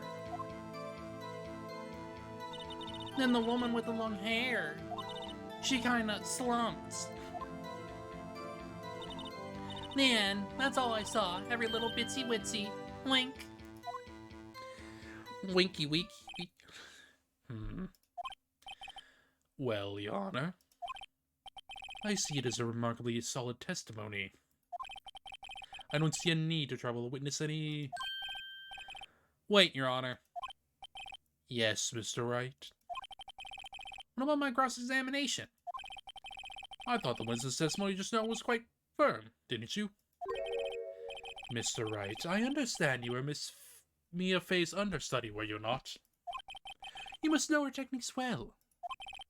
Her cowardly way of finding tiny faults in perfectly good testimonies.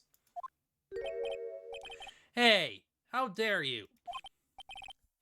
Well, Mr. Wright, will you cross-examine the witness?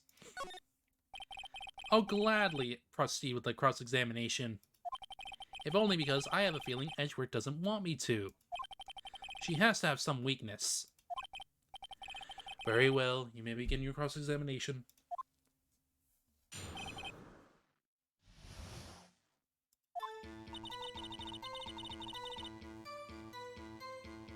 $9 o'clock. What was the time of death again?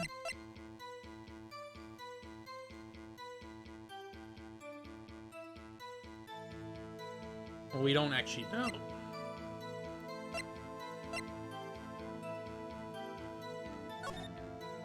This was AM. Right.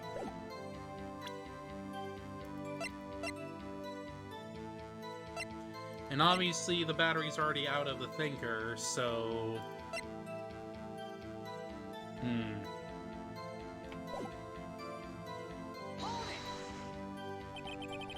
Why did you do that? Huh? Why? Like, why what? Why did you look out the window? Were you expecting to see something? Oh, well, gee. Well, that's it? She can't get out of this question that easily. I sort of, you know, had a feeling. Well, I have a feeling she's trying to avoid the question. Just press a little harder on this one. Let's see how far I can run with this. Surely you must have had a reason to look out your window at the time of night. Oh... Mr. Wright, I will not have your badgering my witness. Badgering. You insist on needling her with these trivial questions. I really don't think it should be allowed. Yeah, stop him. Poor girl. Order. Mr. Wright, you have been warned. Poor girl? What am I about poor me? You looked out the window. What did you see next?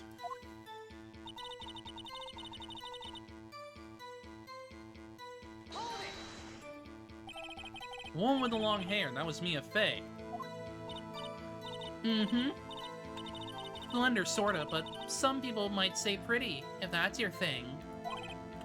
Your thing. And the person attacking her.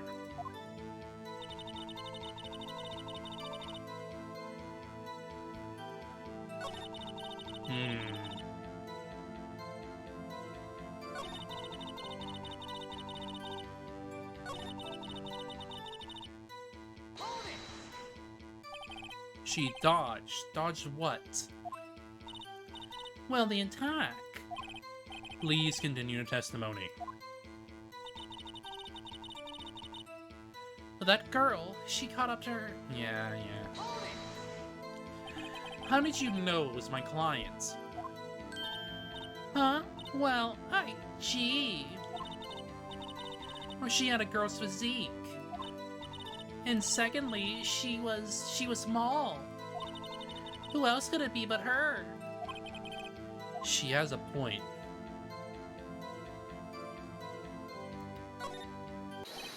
Hold on a minute. That testimony stinks. What? Miss May, I'm willing to bet that...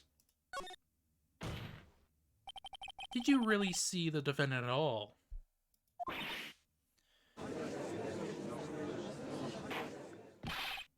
Mr. Wright, what's the meaning of this? Yes, what is the meaning? Somebody told me because I'm clueless. About this, I mean. Okay. If you had really witnessed my client, Maya Fey, you would have noticed her clothes before noticing her physique.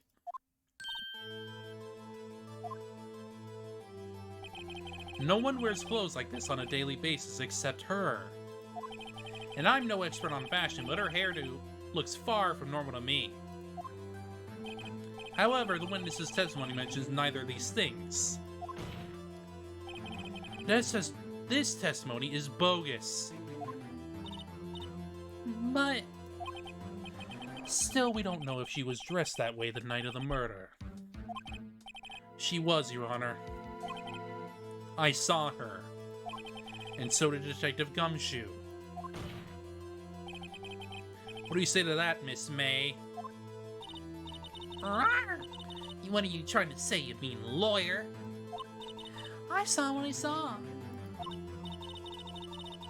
I just didn't think all the trifling little details were necessary, darling. Miss May, the court would like to remind you to please omit nothing in your testimony. I'm sorry, Your Honor. I'll be a good girl. I promise. Wink. Your testimony again, if you would. Damn, I almost had her.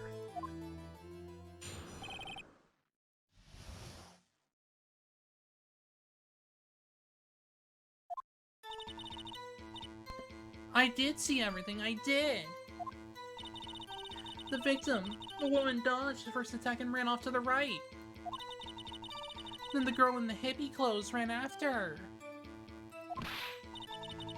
And she hit her with that weapon, I saw it, I did! That clock.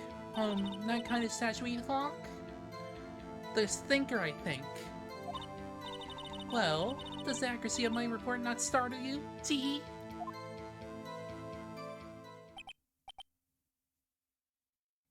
I see. I only wish you had been so detailed from the beginning. Please begin the cross-examination.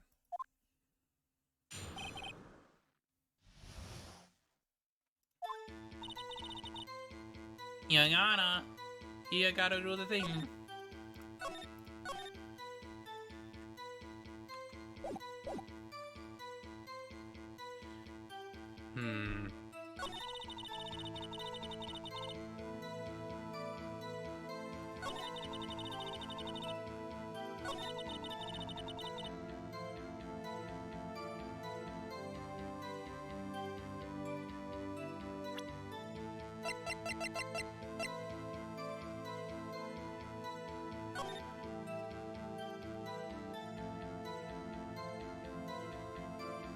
Yeah. If she ran to the right, she would not be in view. So,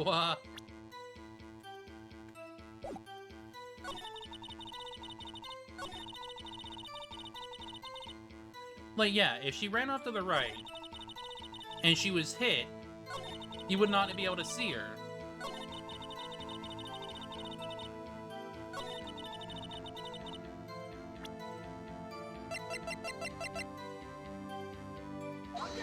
Oh, yeah, that's not it. Whoops.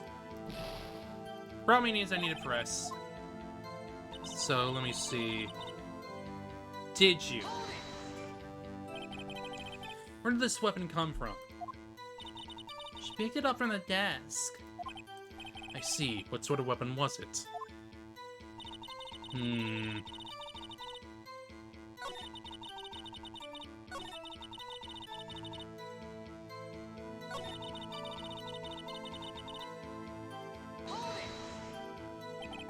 Is that right, as in your right, as you look from the hotel? Which hand do I hold my knife in again? Right, it was my right hand, right? Satisfied, Mr. Wright? Please continue.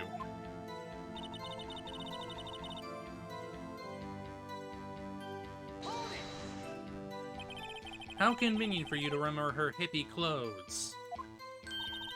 That's what that's what she was wearing. Oh, and her hair was all done up like a bun.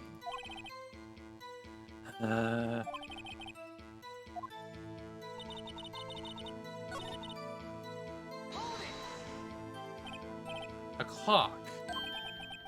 Didn't this come up in another testimony recently? Well, don't look so sour, Mr. Lawyer. You can't win them all.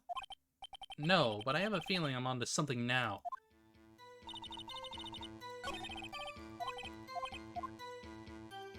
Yeah, she shouldn't know about the freaking clock.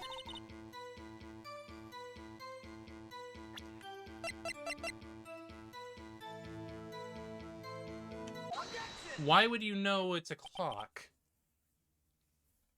You wouldn't know it's a clock unless you were told it was a clock. Miss May, what you said just now was quite revealing.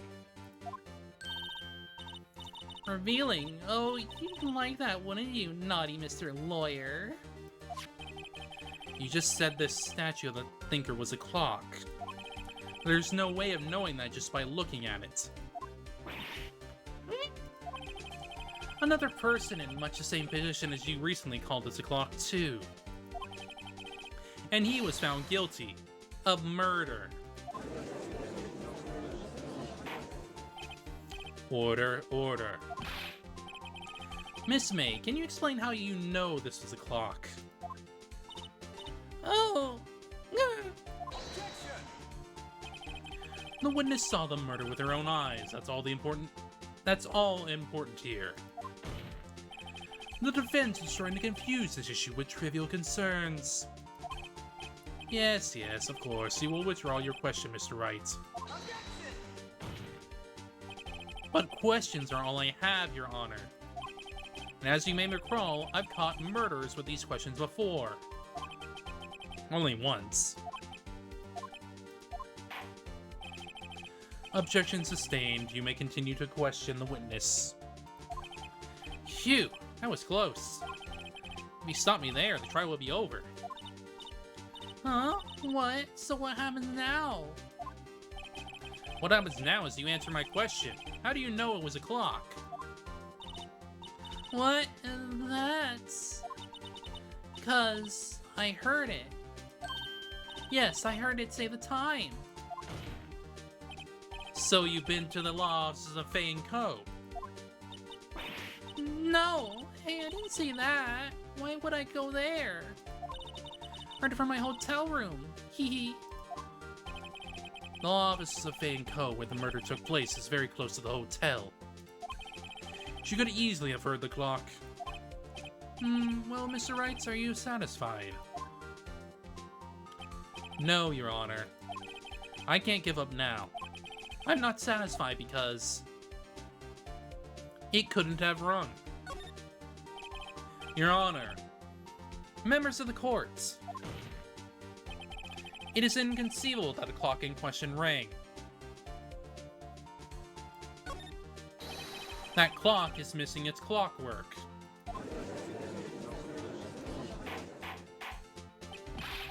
How could you possibly? Just take a look, right now. Oh! See anything interesting, Your Honor? As the defense says. This clock is missing its clockwork. It's quite empty. Mr. Wright, would you care to explain to the court the meaning of this? It is as you can see. The clock was empty. It couldn't have rung. Therefore, this witness is a big fat liar. Fat? Well, Miss May?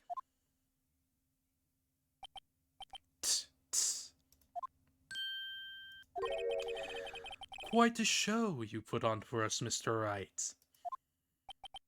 He knew the clock was empty? Somehow he knew. I'm afraid you've forgotten one thing, however. Indeed, the clock is empty. As you say, it can't ring. However, we must ask, when was the clockwork removed? If it was after the witness heard the clock, then there is no contradiction. I mean, I already had the freaking evidence in the freaking phone. That's true. That is a possibility. The clock might have emptied after she heard it. And that is exactly what happened, Your Honor. Well, Mr. Wright, can you prove when the clockwork was removed? Oh, impossible, of course. I have proof. What? Wasn't it you who told me proof is everything? Well, I was listening. And now I'll show you the proof you like so much. The evidence that proves the clock was removed is... Take a look at this. That's a very cute cell phone. Oh, ooh. You have a girly phone. Wait, this isn't my phone. Listen, this is the defendant's cell phone, and it contains a recording. A recording of a conversation she had with the victim on the day of the murder. Order. Defendant's cell phone. This wasn't brought to my attention. Perhaps Detective Gumshoe overlooked it. The good detective better remember he's up for evaluation soon. I gotta say, I'm starting to feel bad for the big fella. I mean, we all do. He doesn't deserve this. Let's hear the conversation. So you just want me to hold on to the thinker for you, then? If you could. I should probably tell you, the clock isn't talking right now. Huh? It's not working, that's lame. I had to take the clockwork out, sorry.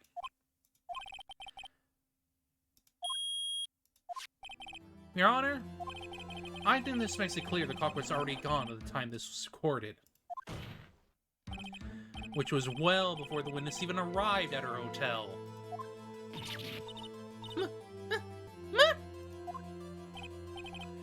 Well, Miss May, would you care to explain this to the court?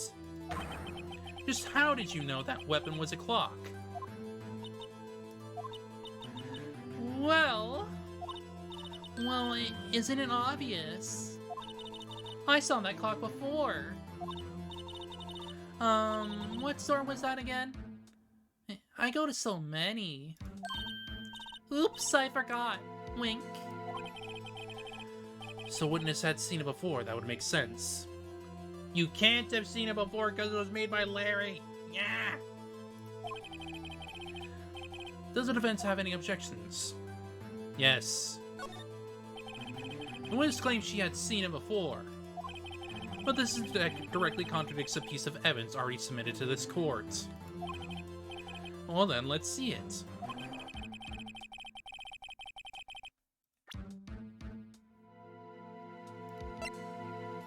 It was made by Larry. It's simple. This clock was never in any store ever. What? A friend of mine made that clock. Only 2 exist in the world. And the one that isn't here is in police custody. Impossible. Everything is sold in stores. Miss May, I think it's high time you went shopping for a better excuse. Oh? Excuse is not on sale today? Oh.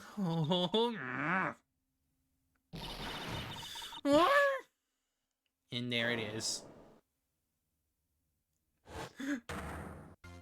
Angie time!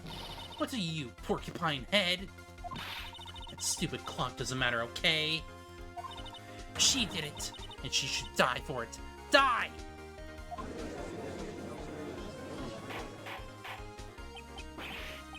Whoa, let's not get ahead of ourselves. This is all a court of law, and the witness will remain calm. Oh? Oh. Silly me. Did I, like, lose it? I guess I did. Teehee, wink. Scary. Miss May, let me ask. Tell me, how did you know the weapon was a clock? Oh dear. The defense have an opinion on this behavior. Okay, this is it. Yes, Your Honor. Allow me to explain how I see the truth of the matter. Miss April May, you knew the weapon was a clock because you had heard about it.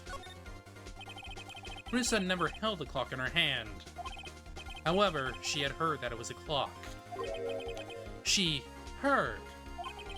That is correct, Your Honor. There is no other way she could have known the thinker was a clock. And I can show you the proof.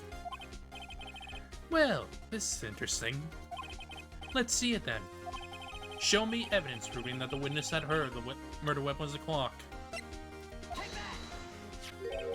Have a look at this. Oh, that... I found this in Miss April May's room.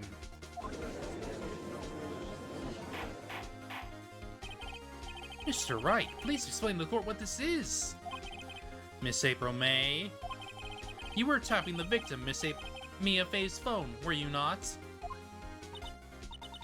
Oh. Your Honor, this is irrelevant. I'm not entirely sure that it is. Objection overruled. It troubles me that our witness was in possession of a wiretap. It's outrageous. The defense truly claim that the witness was tapping her phone. Absolutely. Even if it was the case, which is not, you still have to prove one thing.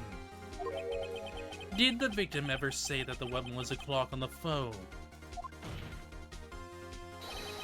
Can you prove that? I think not. Oh yeah? I think I can. It's simple. What? Here's my proof. Proof that the victim said on the phone that the weapon was a clock is... I present the defendant's cell phone. Yes, we've seen that. Listen once more to the conversation between the defendant and the victim. Mia, what's up? You haven't called in a while. Well, actually, there's something I want you to hold on to for me. Again. What's it this time? It's a clock. It's made to look like that statue, the Thinker, and tells you the time. Miss April May, you used a wiretap to listen to this conversation. That's how you knew the Thinker was a clock. Am I wrong? Objection! Your Honor, this is ridiculous. Your Honor, look at the witness's face. Does she seem amused to you? Defense demands an answer.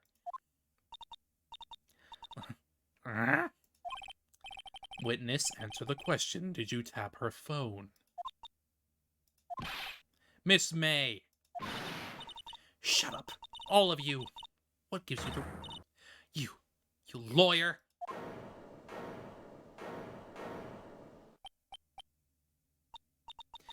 It's no fair. All of you ganging up on me like that. Oh, so I'm the bad girl. Is that it? Is that it? What? That did it. The court's seen the real Miss April May now. Now to deal the final blow. Why did you tap her phone? Answer the question. Do I have to? Isn't this a murder trial? Isn't tippity-tapping irrelevant?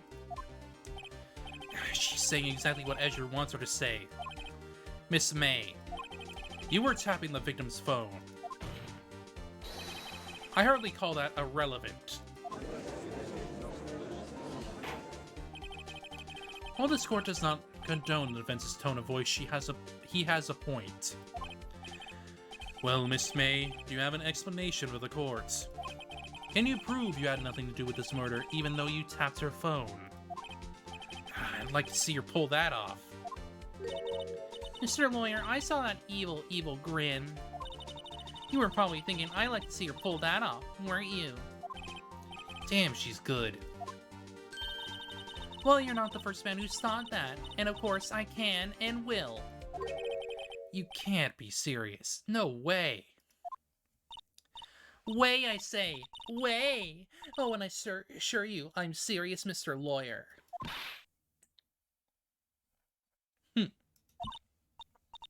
Okay, so the killing happened around 9 at night. Why? That's when I was getting room service from that sweet bellboy. Room service? Iced coffee, I believe it was. Iced coffee, you know, like normal coffee, but cold. If you don't drink it quick, ice melts, and then you have regular cold coffee. Iced coffee? Think I'm making this up? Ask the bellboy. Wink. Ergo, the witness was not on the scene at the time of the murder.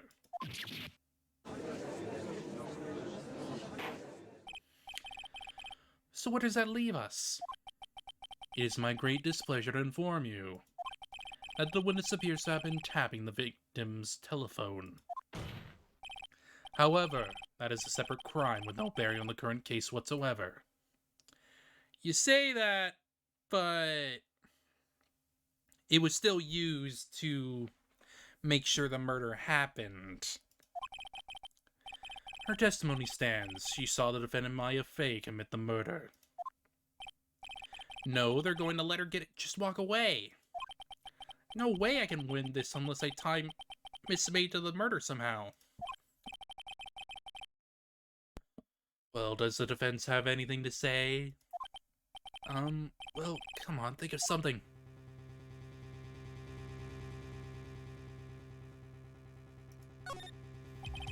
Mence would like to call the hotel bellboy as a witness. There's something suspicious here, and I'm going to get to the bottom of it. I think you sung quite low enough already. I object to calling the bellboy. Why? What's your reason? Because I hold that the wiretapping had nothing to do with the killing. However, if you agree to one condition, I consent to calling this witness. Condition. If Miss May's alibi is not called into question after you examine the bellboy, then you will recognize that Miss May was not the killer, thus she is innocent.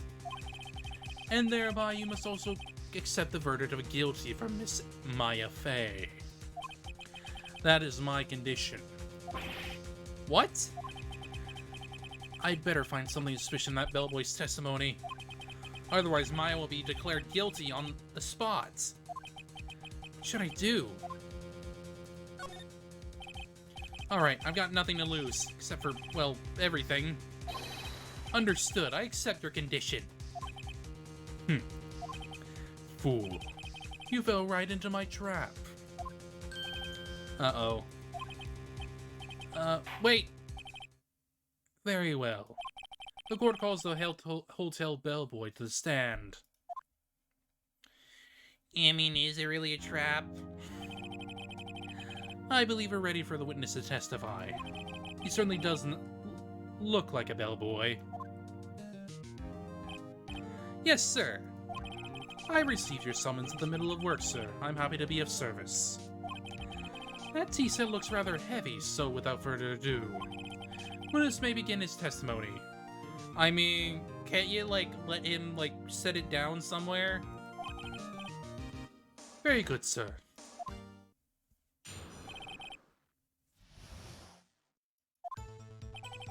I am the head bellboy at the Fine Gatewater Hotel, and the business for 4 generations.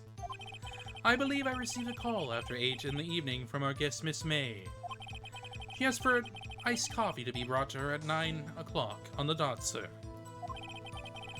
I brought it to her at precisely the requested time, of course.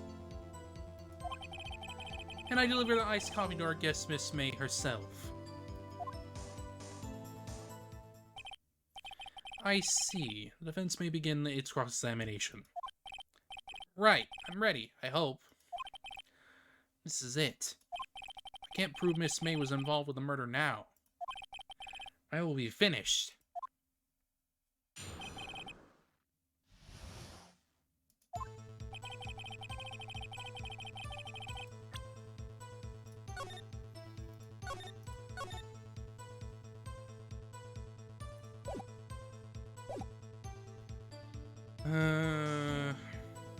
Yeah.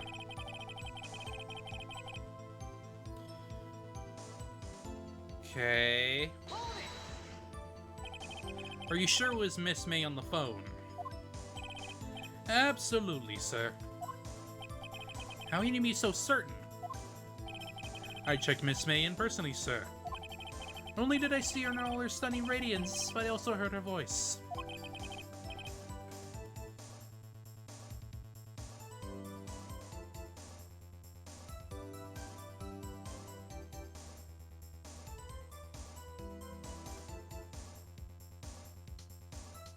And then I saw them, and I... The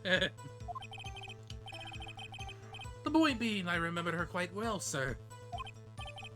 Yes, what then?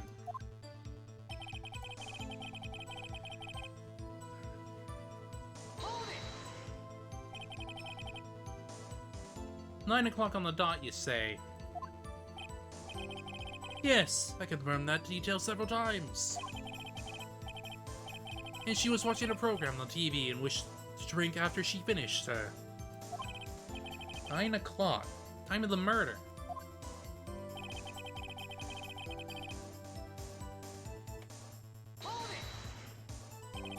Precisely 9 o'clock, then. Precisely, exactly. And most definitely, sir. 9 p.m. How can you be so sure? Miss May was quite insistent on it be brought then. Oh, bellboy, tee-hee. I like iced coffee at exactly 9 o'clock.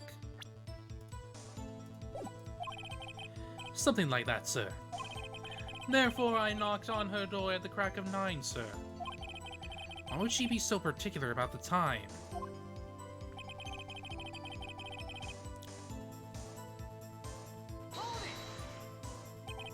You're sure it was Miss April May herself? Absolutely, sir. Absolutely. Yes, sir. As in, so very absolutely, sir. It's an endearing mannerism on mine. How come you're so very certain? Well, when I brought the room service, sir. Yes, sir.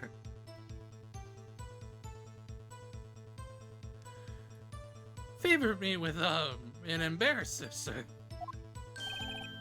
Embarrasser? Is that French for embrace? It's French for a kiss, sir. But not a French kiss, sir. More of a peck on the cheek. Why would she have done that? I believe perhaps she was momentarily swayed by my prim demeanor, sir. It was a moment I shall never ever forget, sir. Sounds pretty fishy to me.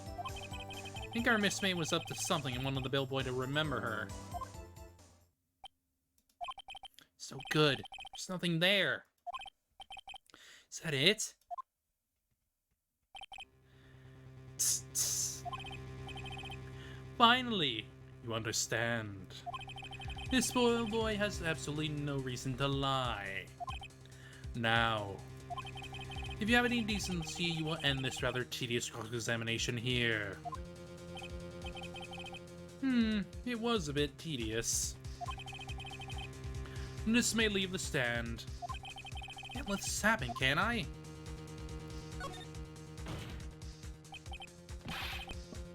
Wait! Please wait! Yes, does the defense have something to add? One last question. Let me ask one last question. Your Honor, I must object. This charade of justice has gone on long enough. Now, Mr. Edgeworth. Alright, Mr. Wright, I'll give you one more question, that's all. Okay. This is really it now. This is my last chance. What do I ask him about?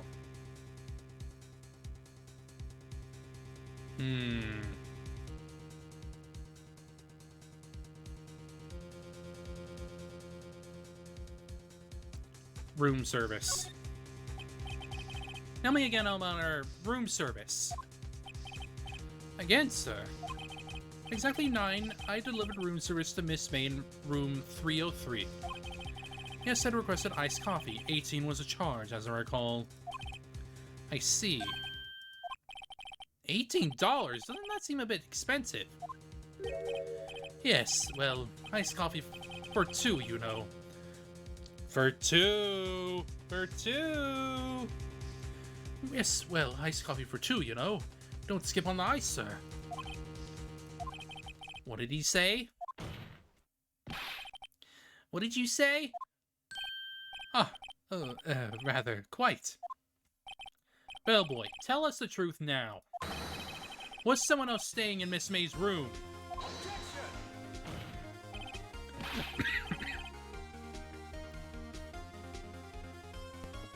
Excuse me. I object. That was objectionable. Objection overruled. The witness will answer the question. Yes, I see. Why did you not mention this in your testimony? Well, sir, you didn't ask. Nice try. That's the sort of thing you're normally supposed to mention. Yes, quite, indeed. It was the good barrister there, Mr. Edgeworth, who... He asked me not to mention if I wasn't specifically asked to, sir. Ooh! You fool! I mean, you're the one doing tricky frickin' shit, Edgeworth. You're the one being a shithead. Come on, man. Done it. I've won.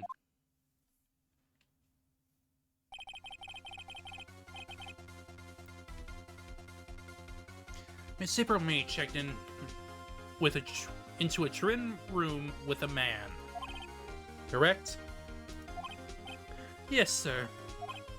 Then, when you brought the room service, you didn't see that man in the room. That's right, sir.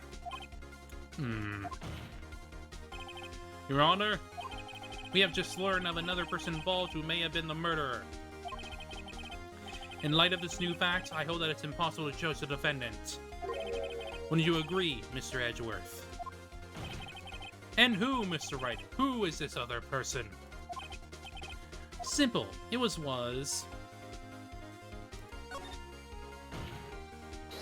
the man who checked in with Miss May.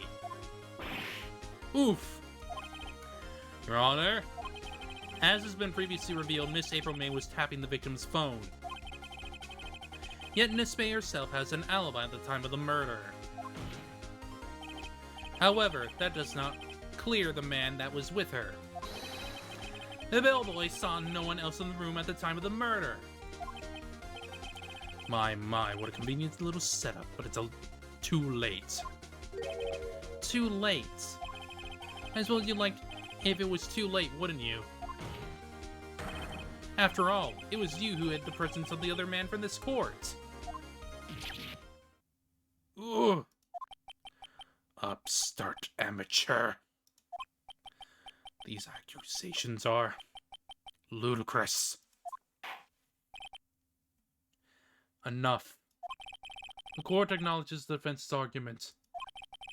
I expect the prosecution and defense to look into this matter fully. Am I understood? Yes, Your Honor. This is all for today for the trial of Maya Fey. Court is adjourned.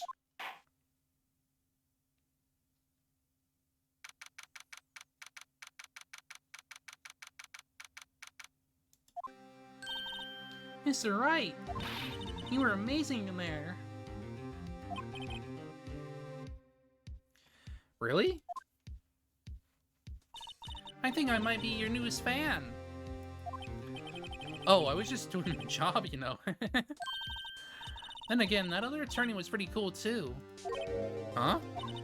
That face of his, with his eyes wide and trembling lips, sends shivers up my spine. If you say so. So what happens with me? Do I get to go home now? Well... No, I don't think so. Not yet. Oh, I see. But I got a great lead in today's trial. A lead? That man with the Miss May, he's the key. Oh, I get it. What happened to Miss May after that anyway? Or they arrested her. Guess she's learning her charms won't work everywhere. She's probably at the detention center now. I may have to go down there later. This case is far from closed. Yes, sir. I'm gonna find out more about this man. Do you think he was the one who... Maybe so. Sis... Don't worry. I'll find him by tomorrow, I promise. Counting on you. Asked for a full record of April May's testimony. Thought it might come in handy during the trial tomorrow. Now that I have it, I'm not so sure. Most of her testimony was all lies. In fact, there's only one part of it that hasn't been stricken for the record.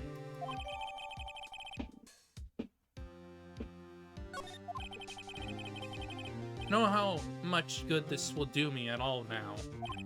Anyway, time to hit the pavement and do some investigating. Mine doesn't belong in that detention center, and it's up to me to set her free.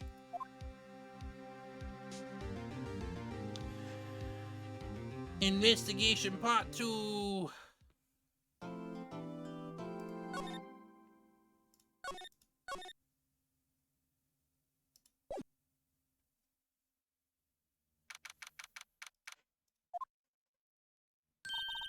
Well, hello. I didn't expect anyone to visit me in such a dank place as this. It's really quite moving. Not you, stinking lawyer. I hope you die. Have you come to laugh? Yes, laugh at the fallen Miss May. No, not really. There's something I wanted to ask. Unfortunately, there's nothing I want to be asked. Having done enough questioning, you spiky head. Here we go again. Please, you're scaring the security guard. So, what is it you wish to ask me then? For starters, how do you get to be so totally whacked?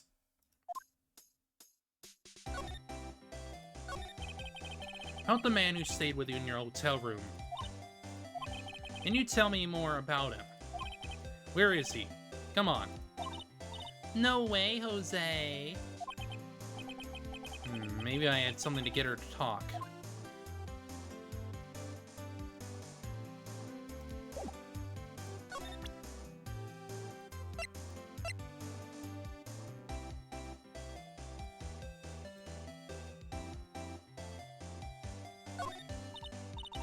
Hey, guess what? Actually, I really hate your guts. Don't get lost because, well, I'm not cooperating. Thanks, I noticed.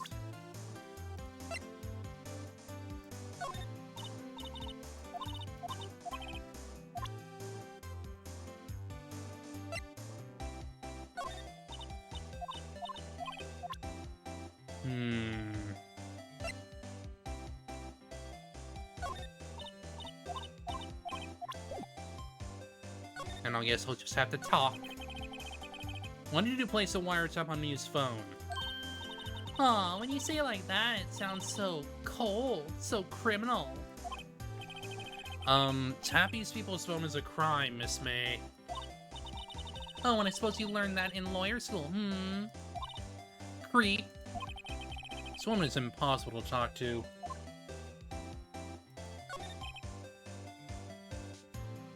Say, why are you so angry? I mean, you don't look like a bad person. Well, that does it, bottom-feeding, scum-sucking lawyer. Bottom? Can't tell, does she have a thing against lawyers or just against me?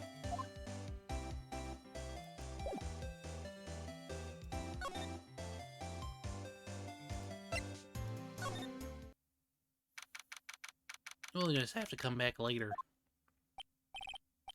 Ah, welcome, sir. Quite the performance today, if I dare say so myself. Oh, thanks. Sorry for putting you on the spot like that. No, not at all, sir. Your efforts today can only help the Gatewaters rep, as they say. Huh? Rep? Yes, our reputation, as well as the hotel where the murderer used the wiretap. We can charge a premium for the room, of course. It will be great for business, sir. Whoa, Miss May hasn't been charged with murder. I, too, will become famous. The bellboy who brought the murderer iced coffee. Why do I feel like we're being both stuck in the same bad dream? So, you are honored guest. Please let me know if there is anything I can bring you.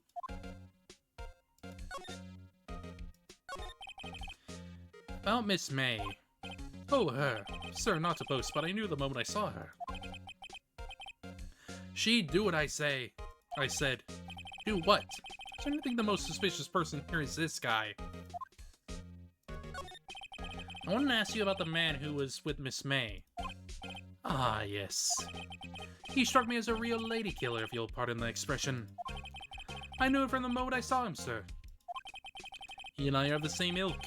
We both carry the scent of danger. There we are in total agreement, Mr. Psycho Bellboy. You got a photo of him, man. I'm quite sure I could identify him. Photo. Do you tell me about this hotel? Absolutely. And on that subject, I have an excellent idea, sir.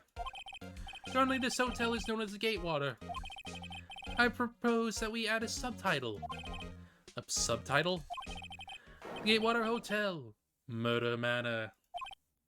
Well, what do you think? Sounds great. Whatever floats your tea set.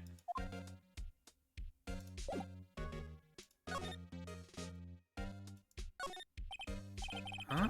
Still a screwdriver stuck in that drawer. Ah, please leave that as it is, sir. That's the Drawer of Terror, hiding place of the murderer's wiretap. It's set to become one of the most popular attractions here. This guy's serious. I don't believe it. All in 2 glasses rest on the table. Hasn't he cleaned these up by now? Ah, I beg your pardon, sir, but if you could please refrain from touching those. It's part of the decor. I call it the last drink before murder. We'll be famous. Talk of the hotel industry. Sure, buddy. Sure. Ah, a still scene painting. Wait, should that be still life? Whatever. One of those is hanging on the wall.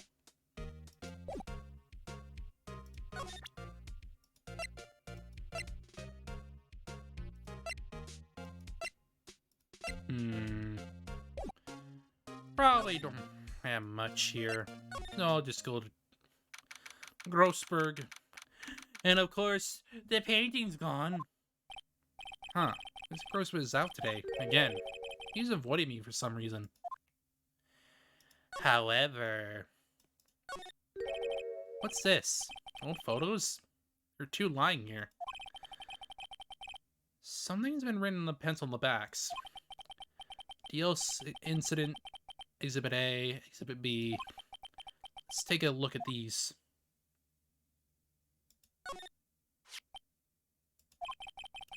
Yeah, it's Mom. I'm sure I've seen this person somewhere.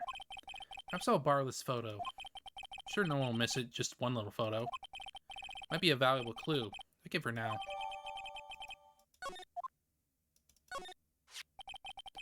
Photo lies on the desk. That shit-eating grin fucker. Maybe you should show which way the one that I took. Yes. I think we'll swap them. That fucker.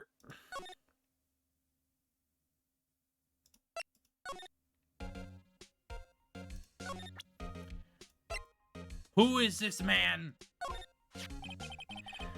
Take a look at this photo. That's him, detective. I'm the lawyer. Oh, I know that. I just wanted to say detective once. You know how it is. No, I don't. Without a doubt, that is the man who checked in with Miss April May. How about I write an affidavit swearing that that's him? An affidavit? This guy is way too excited about this. Oh, sure, why not? Yes! I've always wanted to write an affidavit, sir. From henceforth, I will be known as the bellboy who swore the affidavit. Just hurry up and write it. Maybe Miss May can play dumb to this.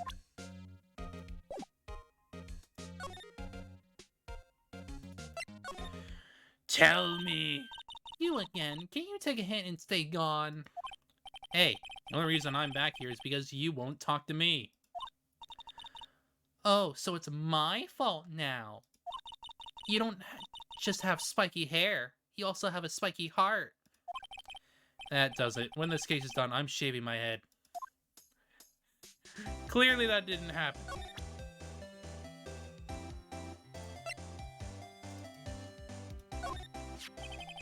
Did you have a look at this? What's that? The bellboy's affidavit. Tells us everything he saw. Just the man you checked in with. Who was most definitely this guy. Now I'm getting somewhere.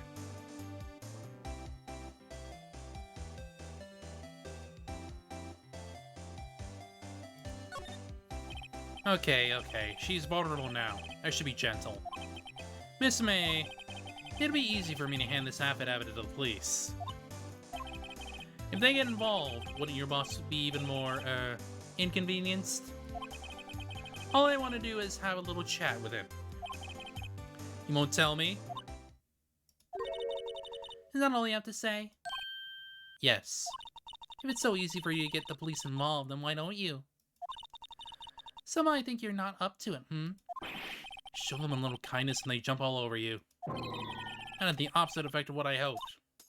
Aww, poor little lawyer. And you were so close.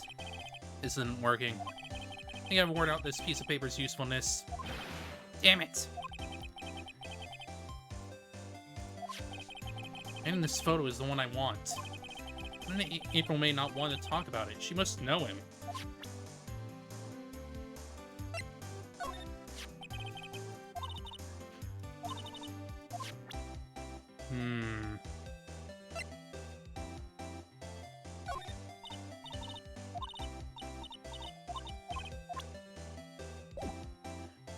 Oh boy! Alright, this is getting ridiculous. Where the heck is that loafer? Ahem. Ah, that old familiar clearing of the throat. You again. Hello, Mr. Grossberg. Well. You were quite the thing, my boy. Excuse me? The trial! He was there? Reminded me of myself back when I was a youth. Guess something got passed down through Mia. Maybe? It brings back memories, it does. Ah, the days of my youth. Like the scent of a fresh lemon, you see. I apologize. It was all a bit too much for me, my boy. Seeing today, Appreciate the reminiscing, but I'd much rather you gave me some information. You came to see the trial. Yes, I did. Something was bothering me all night, you see. Couldn't get a wicked sleep. Really? What was that? Well, you see, it's just me and sister, that poor girl. Oh boy, I owe you my thanks truly. I don't know what I would have done if things had gone poorly for the girl. You're that worried about it. Why didn't you just offer to defend her? I asked before, but why didn't you refuse her request for defense? I think I have the right to know. Right, Mr. Wright. No, I'm sorry. It's just, I need more time to think about my boy. He does seem troubled about something. You can find something that will inspire him to talk. Yeah, I gotta show him the photo. Excuse me, I was wondering about this photograph. Where did you get that? I borrowed it. Well, give it back at once. Mr. Grossberg, tell me about the man in this photo. He may have been in that hotel room with April May on the night of the murder. Do you know something about it? Anything? Very well. I'll tell you what I know. However, you didn't hear it from me, if you follow. I follow. That man is Mr. Red White. He's the president of Blue Corp. Red White. Blue Corp. Something like a detective agency, right? They're information pros. They sell information, you see. Sensitive information. Despite his name, Mr. White has the blackest reputation of any man in this country. Should you run across him, watch what you say. You wouldn't want him digging up any dirt on you. Selling information. Sounds like blackmail. Can you tell me where Blue Corp is located? I suppose. Mr. Red White at last. Finally, Leon this guy. April May couldn't have done it. He could have. Time to take action. Now, I must ask you to leave. I need to think about things alone. Okay.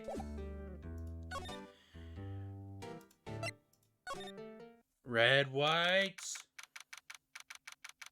In your gay-ass freaking desk.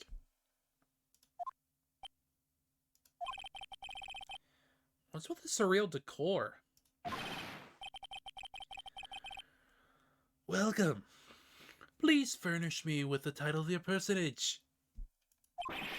What the? Your name! What's your name? I was quite inquirably asking the title that you go by. Wright. Phoenix Wright. Inquirably? Mr. Wright, is it? Right, I see. Splendiferous. Splendiferous. Perhaps I have intimidated you with my giantesque vocabulary. What is this guy's problem? I'm Red White, CEO of Blue Corp. You know corporate expansion official? My business dealings bring me in contact with the elite of the elite. So I'm afraid I am not used to conversing with the wordily challenged. What a fruitcake. Let me guess. You're an attorney fresh out of law school, are you not? That's the only explanation for why you would have come to meet me like this. What does he mean by that? No matter. So what business did a mighty lawyer have with a man such as myself? Yipes, this guy's arrogance meter is off the scale. Miss May is an employee of Blue Corp. Is she not? Correct. She was my secretariat. What a shock it was to hear what she had done. What she has done? You mean the wiretap? Indeed, she is paid to answer phones. Tapping them is not in the job description. She does gather information for us as a part of her duties. But I assure you, we're not going to go to legal methods. It is inevitable that she would do this. Sound like she's trying to turn Miss May into a scapegoat. On the night of the murder, were you in April May's hotel room? Who can say? I seldom pay attention to mundane details such as time and place. My motto is, don't worry, be happy.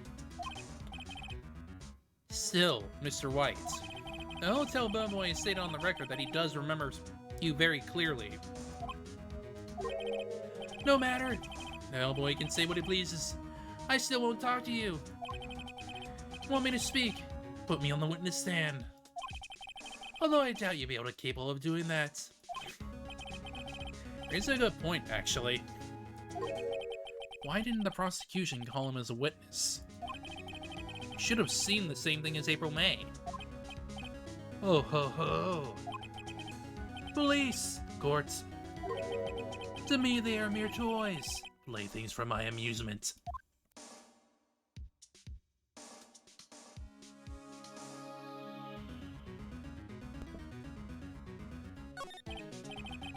There's something that's been bothering me.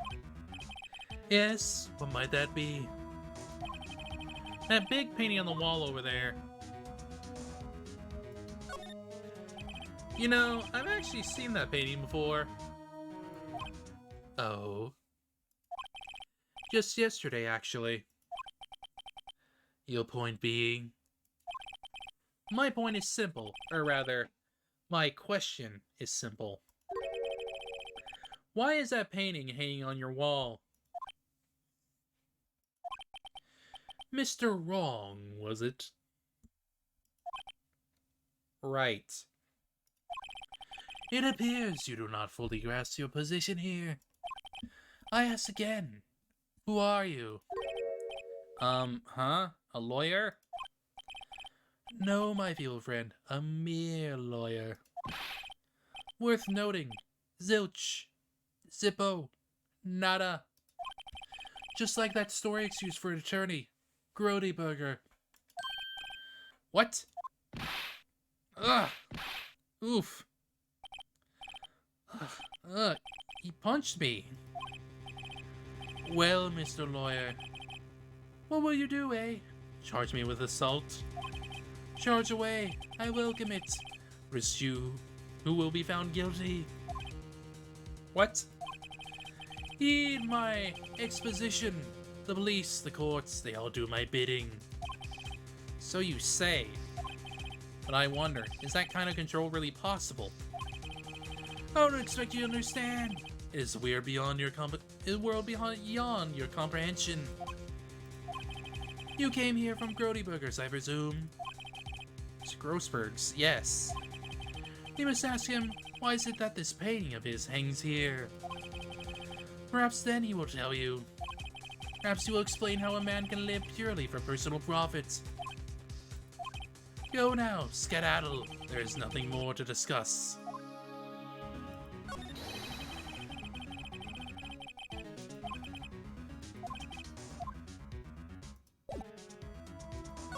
Sure, buddy. Huh? I don't think he's noticed me standing here. Maybe I should clear my throat. Ahem! Jumping Josephants! Oh, you. What's wrong? You look so pensive, like an old man at the end of his days. I'm not senile yet. I was just thinking about this whole mess. I don't think it's really bothering him. That much is clear. No, I paid Blue Corp a visit. Oh, I see. Mr. Grossberg, I have to admit something has been bothering me. Oh, what is it? Well, out with it, my boy. You see, it's just... Mr. Grossberg, Sir, there was a giant painting hanging right there the other day, was there not? The one you said you had no intention of parting with. Well, I saw it today. I was in the CEO's office at Blue Corp, Red White's office. So, you noticed. I suppose I should have guessed you would. It is a large painting. Mr. Grossberg, I know you and Mr. Wright are connected somehow. Connected, you say? Yes, and I know what it is. You're lovers. Mr. White, he has something on you, doesn't he? Blackmail. I think that painting is fairly gaudy proof. Very well. This may be the chance I've been waiting for. Maybe it's time to get this on my chest so I can finally rest easy again. After all, you or me as understudy. Perhaps this was fate. What's he talking about? Red White is a man who makes his living through intimidation. Blue Corp is a company that excels in finding people's weaknesses, I'm afraid. I've been paying them for 15 years now. 15 years? All because of Dio's incident, as you may have guessed. Name on the back of those photographs. As you suspected, I could not stand in defense of Maya because of this. Why would have destroyed me if I did? That's the connection. It's hard for me to tell you this, my boy. Arresting Red White will be nigh on impossible. Possible? Why? He has information on anyone. It gives him an iron grip. He owns judges, attorneys, prosecutors, police, and politicians. What? They are bound, unable to do harm to themselves, and therefore to him. Don't look at me like that. What you see is nothing more than the weight of my many years. What's the DL6 incident? DL6 is nothing more than the sorting code the police gave the case. 15 years ago now. Received a request from the medium, a spirit medium. Medium? Her name was Misty Fey. Fey? Indeed, she was Mia's mother. She had been investigating a murder at the request of the police. And she failed. As a result, the police called her a fraud. This is what Maya was talking about the other day. I did all I could for her. In the end, cleared her of wrongdoing. That murder case, however, remains unsolved to this day. That case of the DL6 incident.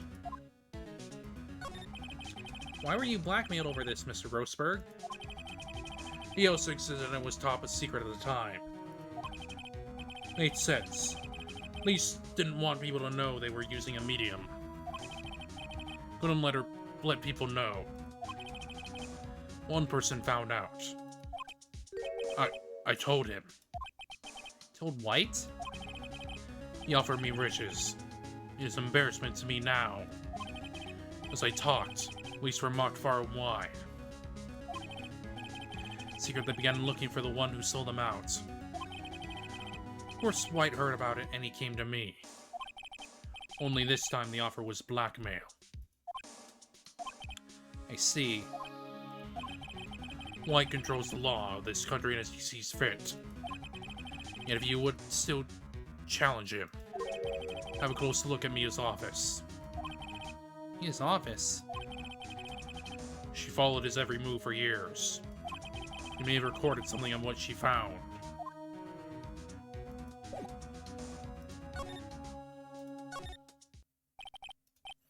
Funny, look at this room, it seems so normal. Hard to imagine a murder took place here. Mr. Grosso said there would be clues. Maybe you should have another look.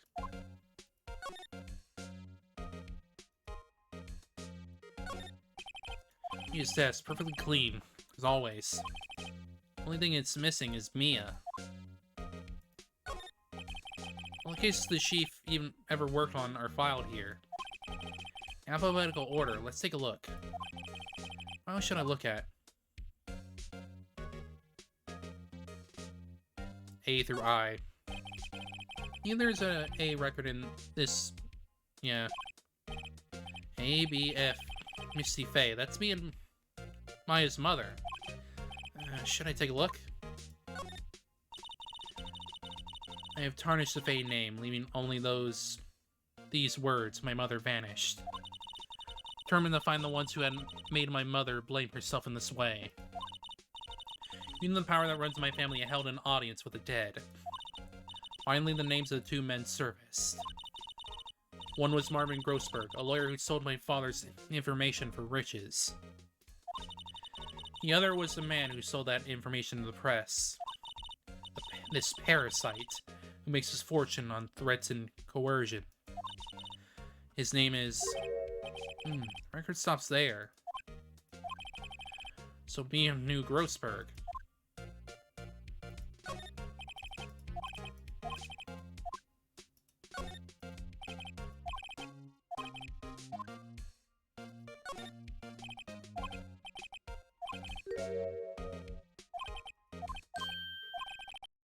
Writing on most of these in pencil. White? It's Mia's handwriting. Wait, I get it. Mia thought he was involved in these suicides. White drove them all to... use these newspaper clippings. Let's find the most disturbing one.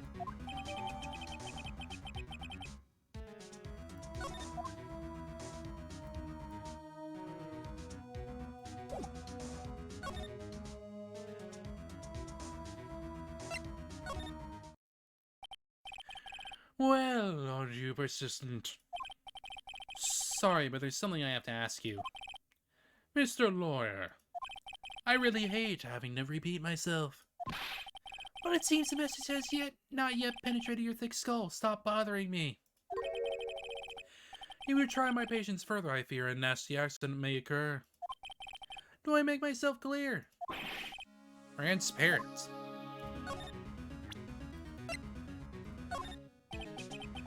The only clue that Mia left me. Better make this one count. Mr. White, see this? It's an article describing the suicide of a politician. He was embezzling secret government funds. Then one day, word got leaked to the press. The next day, he took his own life. And this concerns me how? I found this article in Mia's office. Miss Mia. She had a file filled with articles like this. Every one of them was labeled a single word. White. Mr. White, I know what you did to this politician. You were blackmailing him. Blackmail? Not just him, either. You were threatening and coercing hundreds of others. You were involved in all of the suicide cases that Mia investigated. This company is built on blackmail. I'm right, aren't I? What a bizarre accusation. Mr. Wrong. What is it that you should be doing now? Investigating me? No, I think not. You'd be searching for the one who killed Miss Mia. Secretary's office, hello. Mr. Wrong will be leaving now. Yes, sir. I'll send someone right away. Wait a second. Mr. White.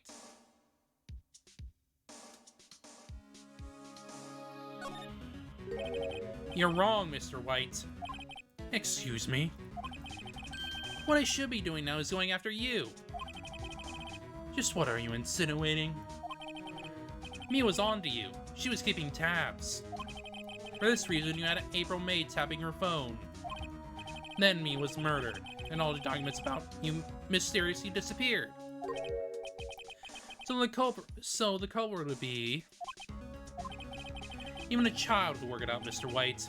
You did it. We won't be needing an escort from Mr. Wrong. Instead, please connect me to the public prosecutor's office. Of course, sir. One moment, please. White? Not you? What are you doing calling me at a time like this? Hello, Chief Prosecutor. I've changed my mind. I want to testify tomorrow. What's this about? The Mia Fey case. I witnessed the murder, you see. And thus, as a very important witness, I would like to testify. What? Why now? I thought you said you didn't want to go to court. Quietude. I told you I changed my mind, didn't I? Oh, and one other thing. Send the police over here right away. Man is standing right in front of me. He looks dazed and could be violent. What? What man? Are you even listening? The executioner, the hatchet man, the liquidator, the killer, man. What? Mr. White, this isn't another one of those. Chief Prosecutor? I do not believe you are in a position to freely offer your opinions to me, correct? I'm telling you to send the police. Now! Didn't I tell you, Mr. Wrong? You are a mere lawyer. And as was Mia. How dare you? I'll point the finger at you and you will be tried as Miss Mia's killer. The case is as good as settled. No lawyer of any worth will defend you. I have friends in the local lawyers association, you see. You'll be given a lawyer so stupendously inept that they make even you look incompetent. I feel faint. Detective Gumshoe reporting, sir. Ah, Butts, Harry Butts. Right, actually, Phoenix Wright. And my friend's name is Larry. Oh, right, sorry, pal. Butts was that murder, right? Detective Gumshoe, I present to you the man who killed Miss Mia Fey. What? Take despicable human being into custody. Farewell, Mr. Wrong. Fuck you.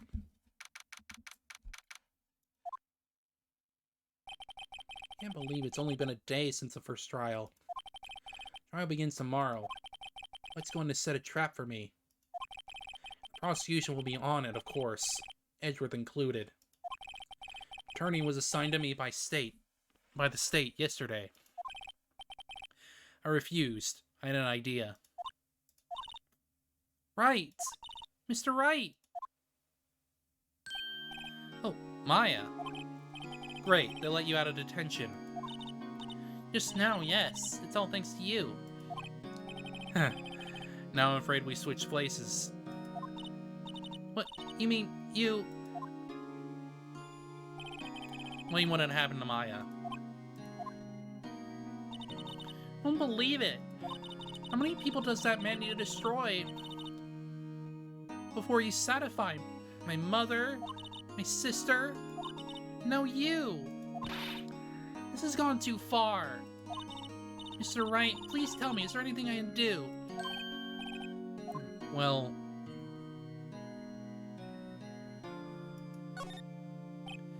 Well, you could cheer for me in court. Cheer for you? You mean like a cheerleader? Huh? Yeah, like that. Alright, leave it to me. Huh? Better go get a uniform and some pom-poms. Wait! Wait. What was... Wait.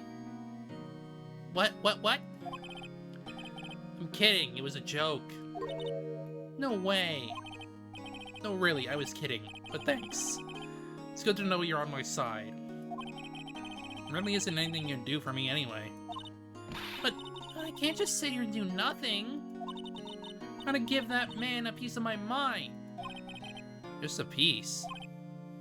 Okay. And come to the trial tomorrow. Okay, I'll be there.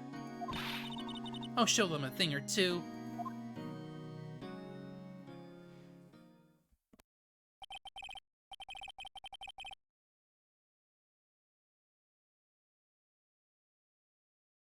Times may change, with crime it's the same old story. In fact, it's gotten worse. Lengthy court proceedings are no longer realistic. Beginning a few years ago, a limit of 3 days was put on a trial. Was put on initial court trials. Almost all finish in a day, most with a guilty verdict. Never thought I would end up in the defense chair myself for this case. With a true culprit appearing as a star witness. This is it. Tomorrow, it's me or him. I mean, it's gonna be him. Why wouldn't it be the asshole? They did, honestly. He is a piece of shit. I'll give him that. But he's definitely overhyped. Without a doubt. Like, it's still shitty what he did. Like, he blackmailed a whole bunch of freaking people. And he deserves to be freaking put in prison. But, like...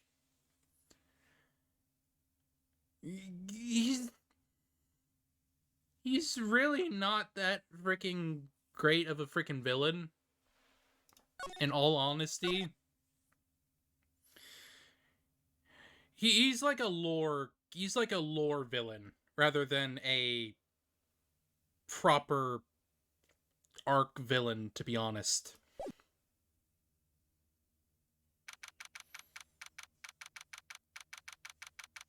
I control this country. Okay.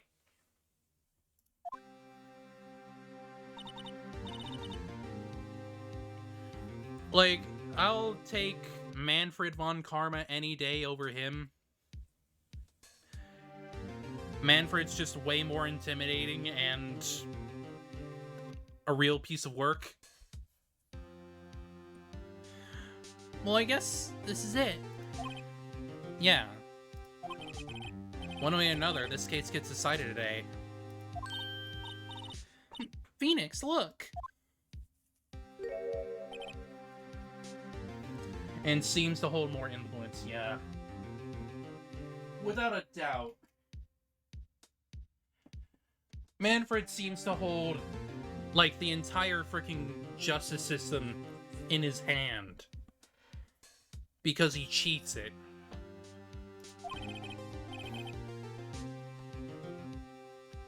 Prosecutor Edgeworth. I received a call from the Chief Prosecutor's office yesterday. I was told that whatever Mr. White says today will be the absolute truth. No matter how you try to attack his testimony.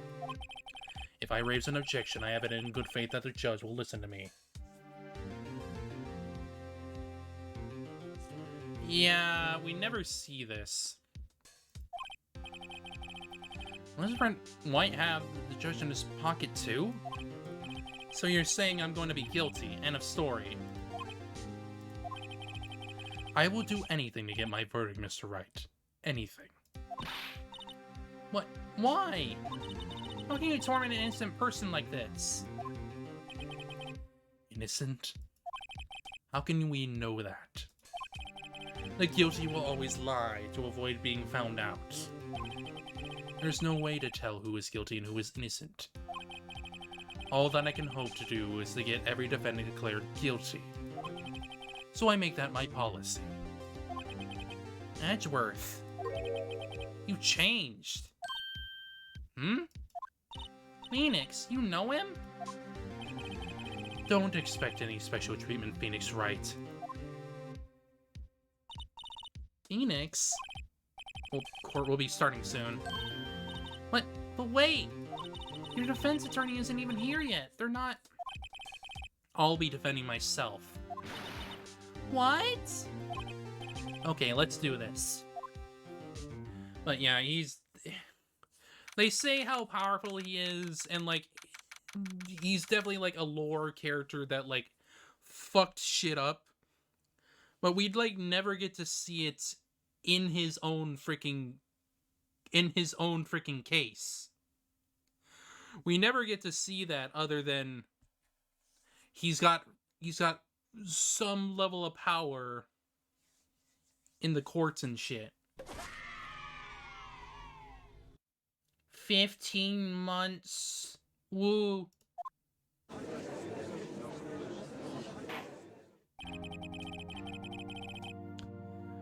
Court is now in session for the trial of Mr. Phoenix Wright. Prosecution is ready, Your Honor. Defense is ready, Your Honor. Mr. Wright, are you sure you're up to doing this? Yes, Your Honor. I will be defending myself. Understood. Very well, Mr. Edgeworth. Your opening statement, please. As the details of the event are already quite clear to the court, today we will hear the testimony of a witness to the defendant's crime. I see. Prosecution may call its witness. That went far too smoothly. Why didn't the judge ask Edgeworth why his witness didn't testify before? It's like he already knows why. Everything's going to raise an objection about this. I suppose it's me. Mr. Edgeworth, you owe an explanation to the court. Why didn't this witness testify in the trial against Miss Maya Fey? I'm ever so sorry. Mr. White is a busy man, and besides, at the time, I thought that Miss May's opinion was all that would be needed. Again, my sincere apologies to the court.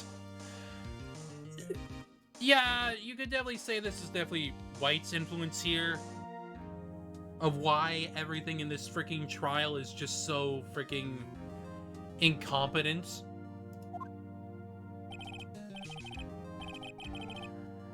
Excellent, Mr. Edgeworth. I appreciate your demeanor. Great. He gets to show off and I get nowhere. I would like to call Mr. Red White to the stand.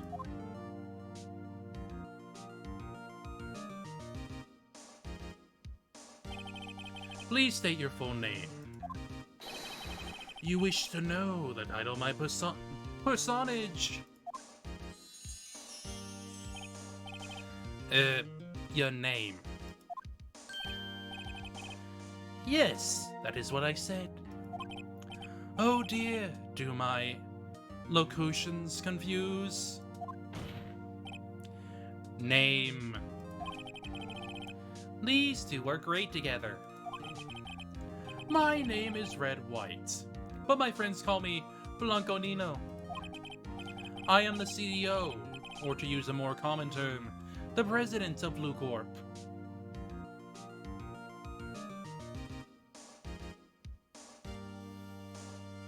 Probably.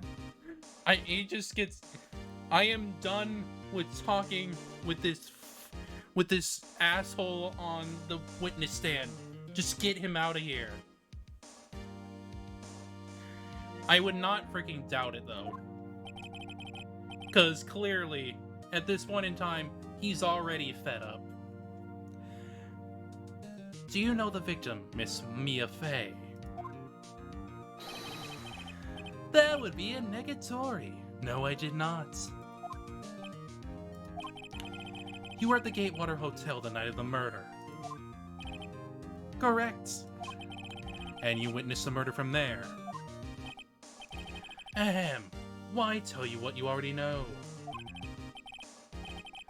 Very well, Mr. White. You may begin your testimony. Can't rip this guy's testimony apart. I'm done for. I always feel like it's the end of the world and I'm the last man standing.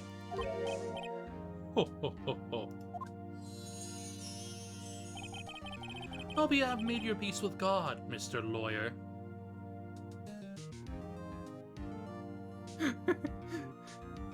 Edgeworth, 10 minutes in every trial with an obnoxious witness.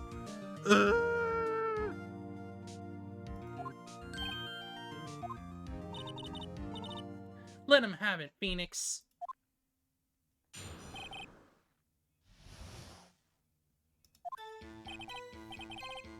Let's see. It was about 9 o'clock, I believe. I was quietly that's reading to you, some papers by the window. Then I heard a bedlam coming from outside. Surprised, I turned to look at the building across the way. It was when I saw him, a spiky-haired man attacking a woman with long hair. Needs to say that man was none other than you, Mr. Lawyer. I called Miss May over at once. She, too, was flabbergasted, of course. The witness, she ran away, but you gave chase. Finally, there was a terrible impaction. Then it was all over. If things occurred as you testified, then I'm afraid the defendant is guilty. Very well, Mr. Wright. Your cross-examination. Yes, Your Honor. Asshole. I know that we had this.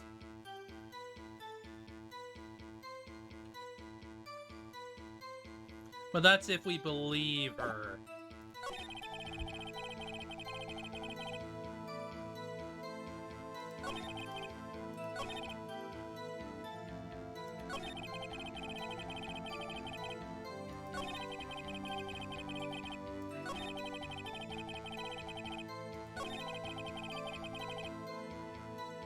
Right?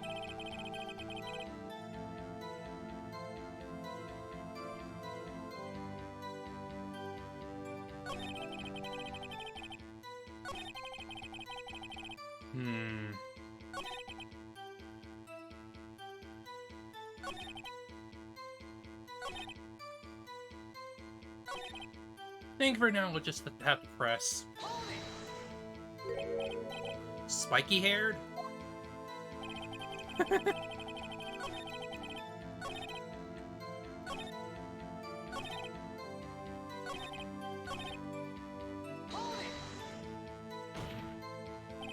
Maybe? Maybe.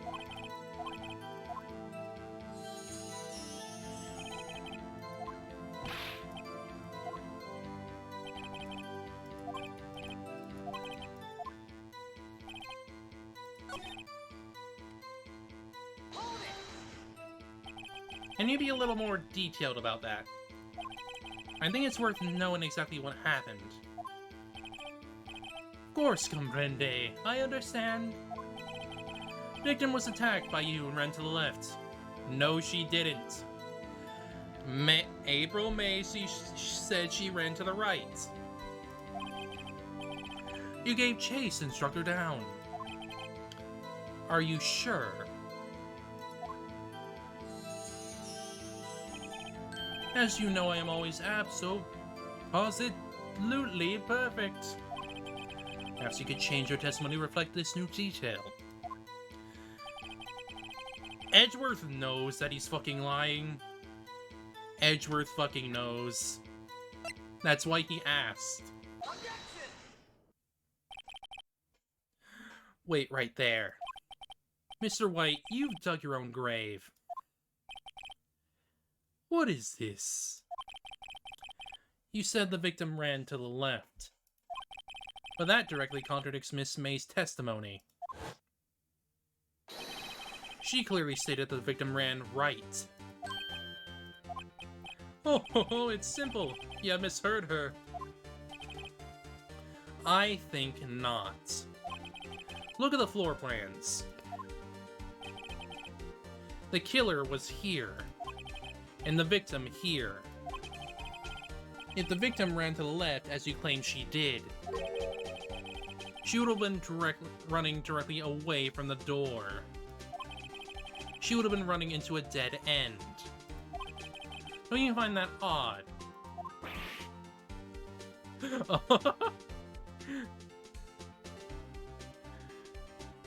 The HD face looks pretty nice, actually.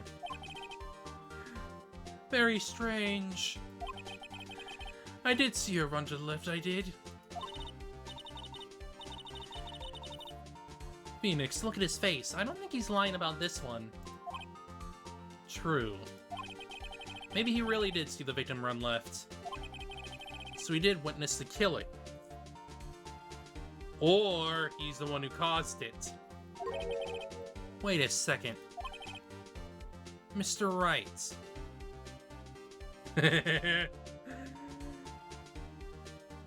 He could have seen her run left because he was right in front of her.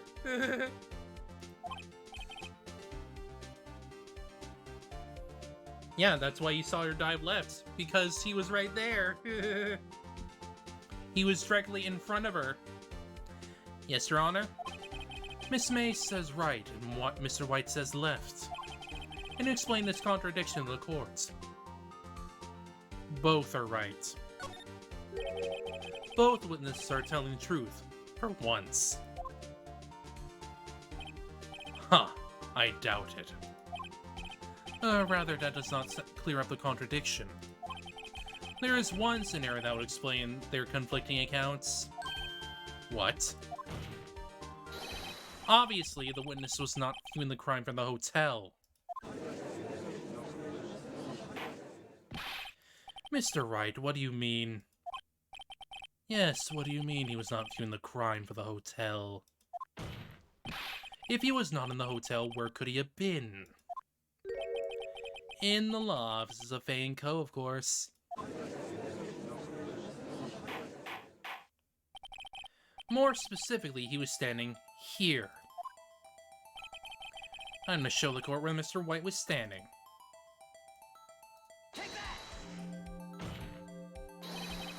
This is where he was. Look. When the victim ran for the door, if he was watching from this point, to him it would appear that she ran to the left. Please, this is no time for jokes and ill taste. That is where the killer was standing.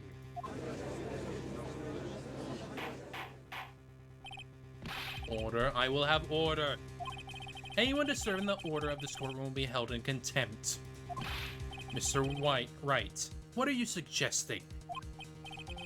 Rapscallion! Rabble, rabble. The postulation and offense are a distortion of the truth, Your Honor. Indeed, they do seem a bit far-fetched. Ho ho ho! You provide us with so much entertainment, Mr. Lawyer. What now? He's laughing? The hilarity of the moment made me remember something. It appears I have been unclear, and for this I apologize. Mr. Your Honor, might I be allowed to testify once more? Very well, let's hear your revised testimony. Good luck. You can't fix a broken testimony, buddy.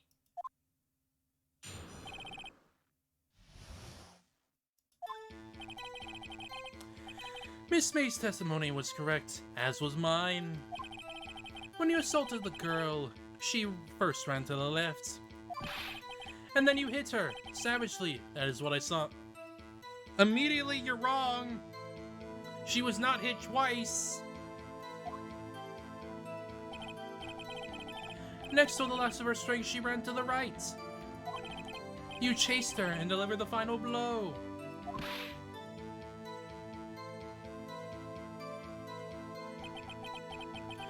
That is what Miss May saw. You see, you hit her twice. Don't you remember, Mr. Lawyer? That does seem to make sense. We will be cross-examining the witness's testimony. You bet I will. I mean, yes, Your Honor. I mean, this one's pretty fucking obvious. Like, my dude, she was not hit twice.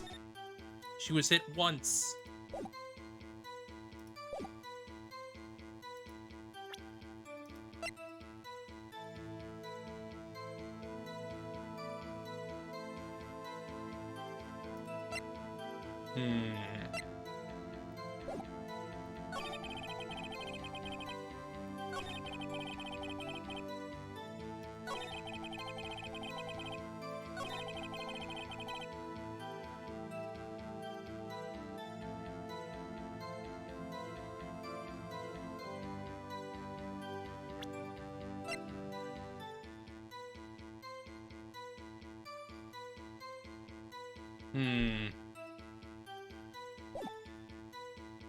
That doesn't fit with her testimony.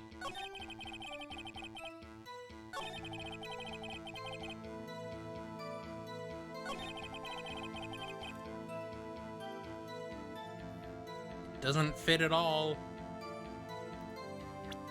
Well, I should probably check my options.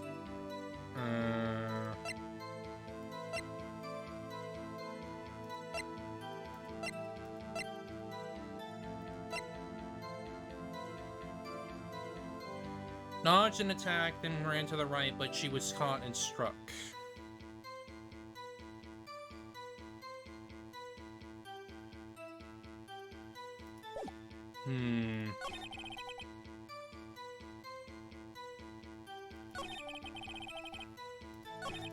Let me try pressing first.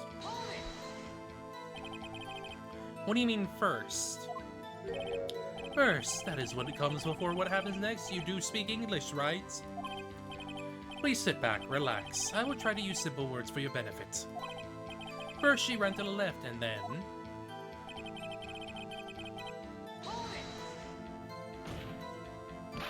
I didn't hit anyone. Now, Mr. Wright, there's no point hiding things from the court.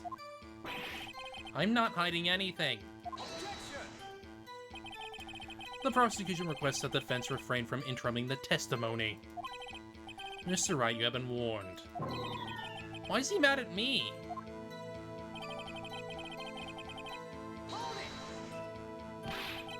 What do you mean next? Next is what comes after first. I know that. Then it is all you need to know, Mr. Lawyer. As I said, she turned and made a desperate dash to the right.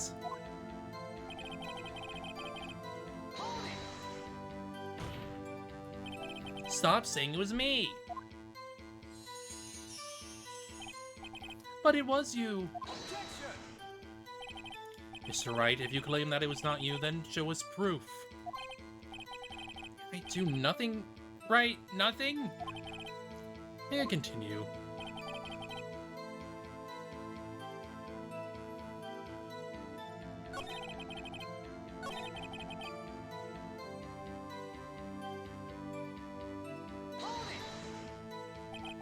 So each of you saw different parts. Abso-positively. That's right, of course. Where did he pick up that annoying phrase? Anyway, moving along.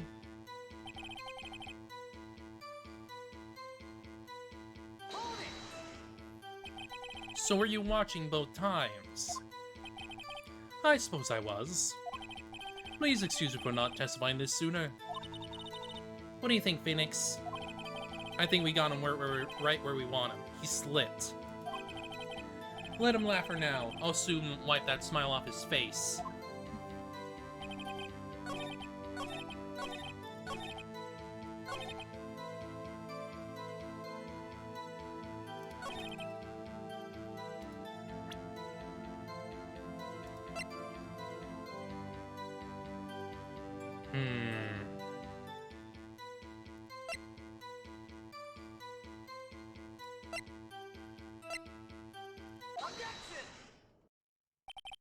Yeah, we were not told that she was hit twice. There was only one... There was only one hit. Mr. White? The victim died from a single blow. What do you have to say to that? Now's my chance to hit him where it counts. Mr. White, wasn't it you who told this court you were abso-positively perfect? I will refrain from using this phrase from now on. Your Honor, if you could ask the witness for a new testimony. The witness is obviously confused, Your Honor. I would like to request a 10-minute break. Yes, quite. The witness is confused because he's lying. I empathetically request that there be no break, Your Honor. Yeah, we want justice. Don't let him get away. Very well. If the witness would care to revise his testimony. Now it's on my side. No slipping out of this one now. White. Mr. White. Okay. Thanks, Rabble Rabble. Rabble Rabble saved the day. Well, see, I looked out the window when I heard that thing fall. Then the moment I saw Miss Mia run to the left. The killer, you, attacked her, but she dodged.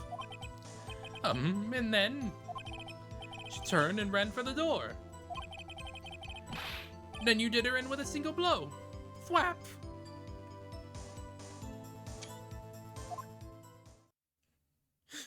Pathetic.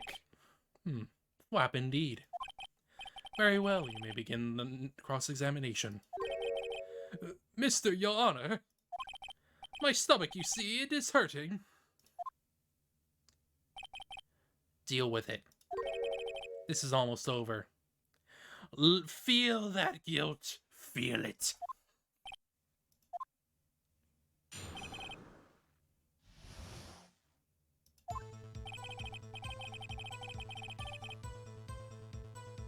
What thing? You heard that thing fall. What exactly was that thing? That's the glass light stand. Right, the one that had fallen over at the scene. Phoenix, doesn't something about that strike you as odd? Yes. Yeah, that is odd. I'll press further. Mr. White. Huh? What? You're saying you saw the glass light stand? Yes. Then change your testimony to reflect that. Sorry, my bad. The witness will revise his testimony. Okay, of course. I gotcha!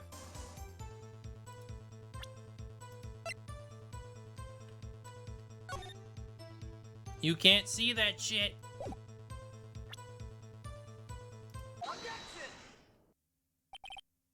Mr. White.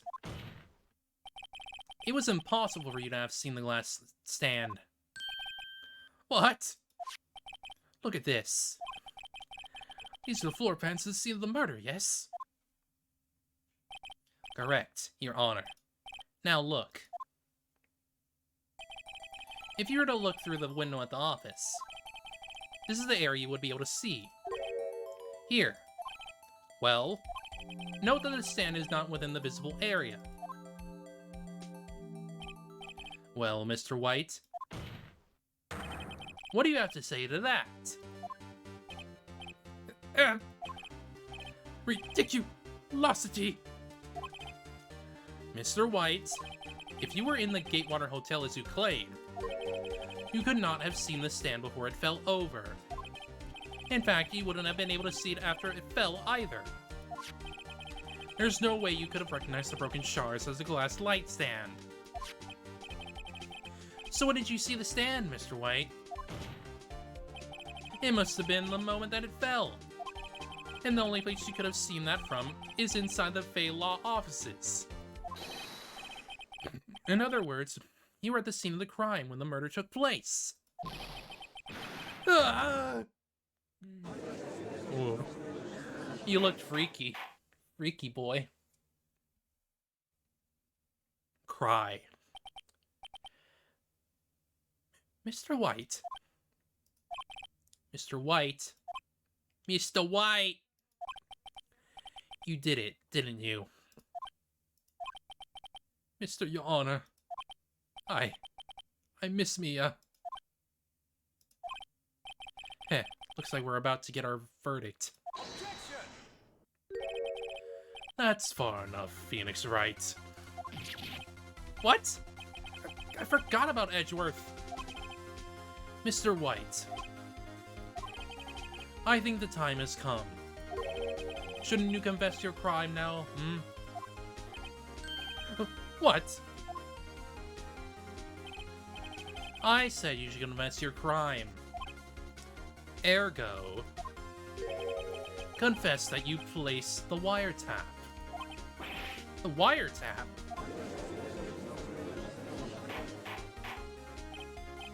Order, order. Mr. Edgeworth, explain to the court what you mean by this. Distinguished members of the courts! Mr. White is slightly confused. Allow me to explain. I really don't like the way this is headed. As you know, Mr. White is the CEO of Blue Corp.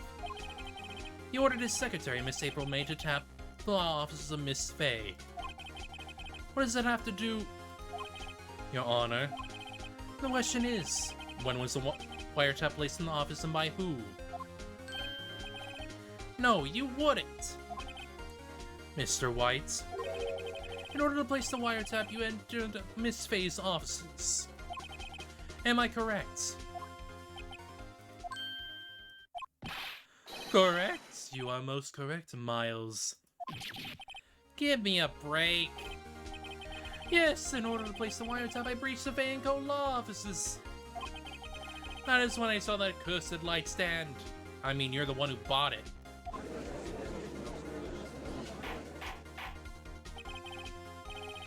Now I'm confused. Please explain to the court what all this means, Mr. Edgeworth. Gladly, Your Honor.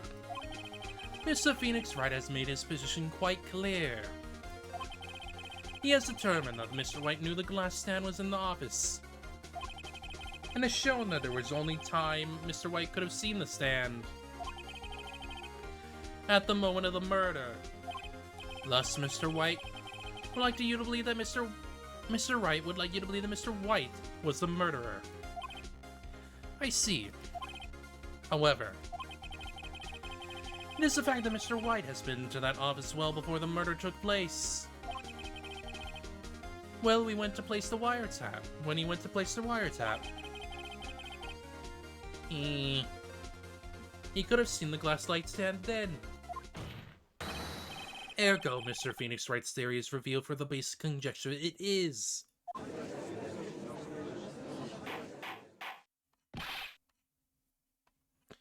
Mr. White, you will testify to the court about this wiretapping. Ahem, leave it to me. I feel faint.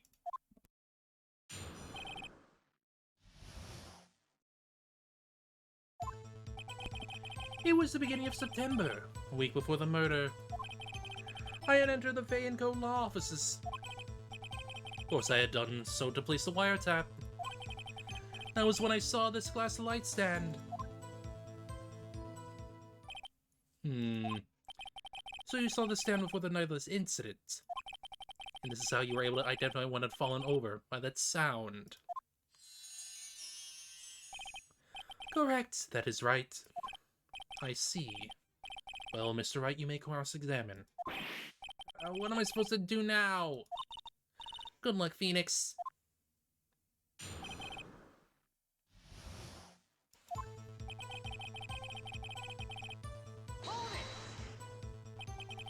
Do you have any proof? Miss April May knew the details of Miss Fay's phone conversation. This proves that the wiretap was placed before the murder. Huh. Right.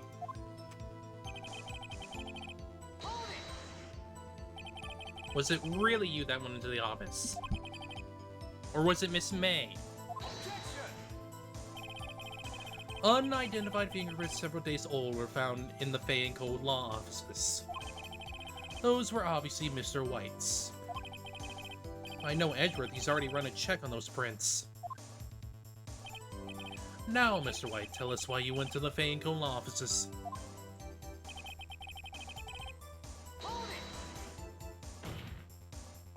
Why did you tap Mia's phone?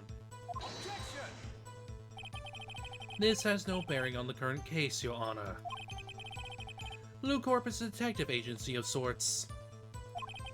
We have a responsibility to protect client confidentiality. That's not a freaking excuse.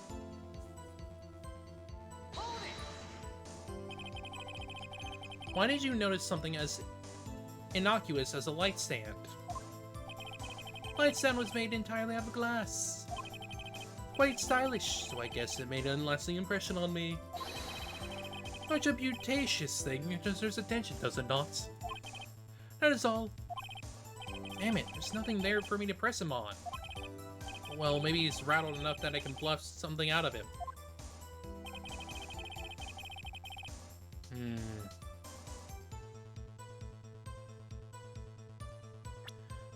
I know what this is.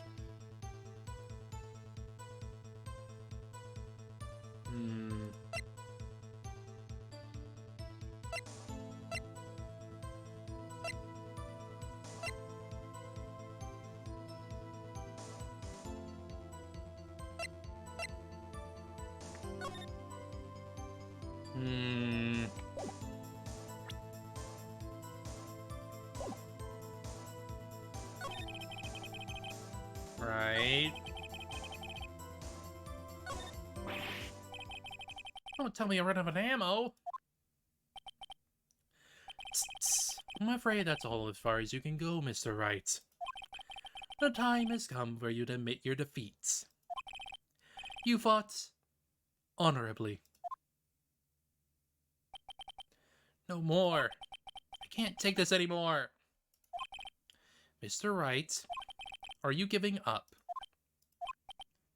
Yes, Your Honor. Phoenix!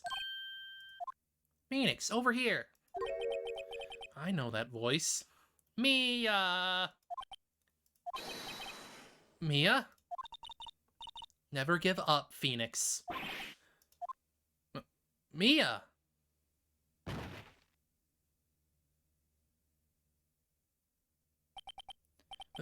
Where am I? Waiting lobby? What happened? Oh, right. I lost a trial. I was hallucinating. You're finally awake. Again. Hey, Phoenix. Yeah, that's no way to greet an old friend. Phoenix, I want you to look at me.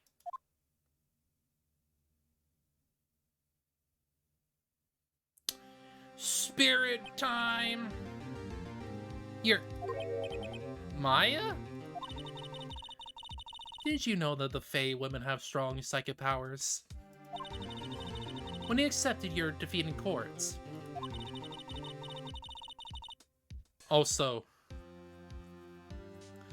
other than her body changing with the possession, she's also grown a mole.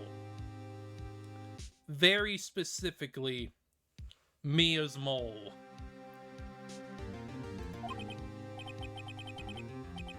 So Maya's channeling you, Mia. That's right. I am Maya, but I'm also Mia. Now, I want you to listen to me, Phoenix. Maya never gave up. You can't either. That's what I came here to tell you. But we don't have much time, Phoenix. Now listen. You've already won. Huh? You have that receipt in the court record, right? Oh yeah, the one you wrote Maya on. Phoenix, Wright wrote that. White wrote that, not me. So what do I do with it? Look at the front of the receipt. The front? It's a regular receipt. Looks like it's from a famous department store. $1,000. Wow, big spender. Item, glass light stand. Date of purchase, September 4th. September 4th. That's right, Phoenix. I bought that stand the day before I was killed. Whoa. Now, what did Mr. White say in his testimony? It was the beginning of September, the week before the murder. Said he saw the stand the week before the murder. There you go. I think the court is about to reconvene. Go do it, Phoenix. You know you're innocent. Now you just have to prove it. Right.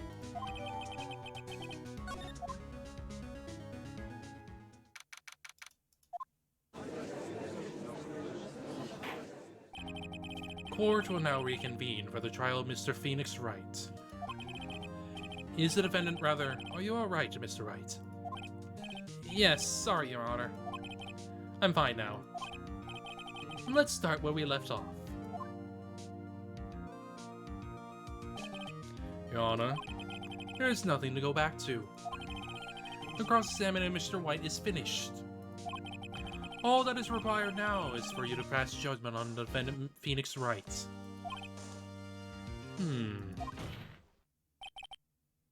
Your Honor, please give me one more chance. I promise you, this is the last time I'll ask you.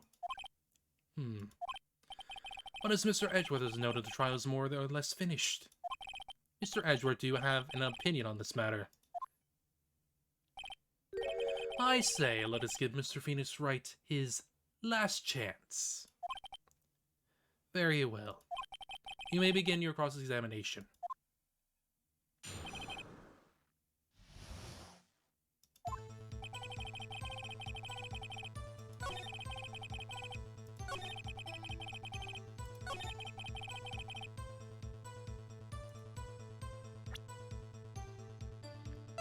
Wrong!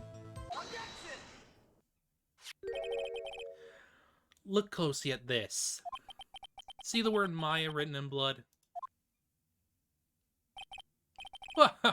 You're grasping.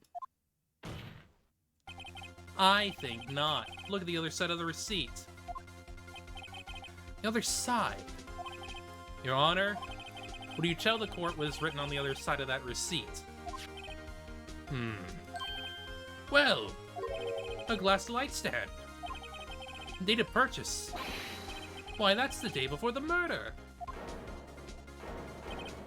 You see, Mr. White, when you allegedly entered Fay & Co. offices at the beginning of September,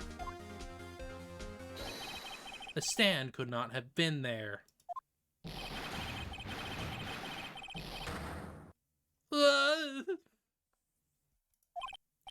Well, Mr. White, can't get out of this one, can you? No. It's impossible. Uh-oh, he's losing it. Well, Your Honor, I understand there must be quite a bit of pressure on you. But I think you'll agree you can't judge me guilty under these circumstances. Very well. Then, that is all for the trial of... Objection!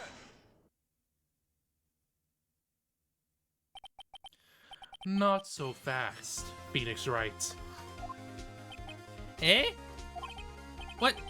No way he can worm his way out of this one. Oh wait, I forgot. It's Edgeworth.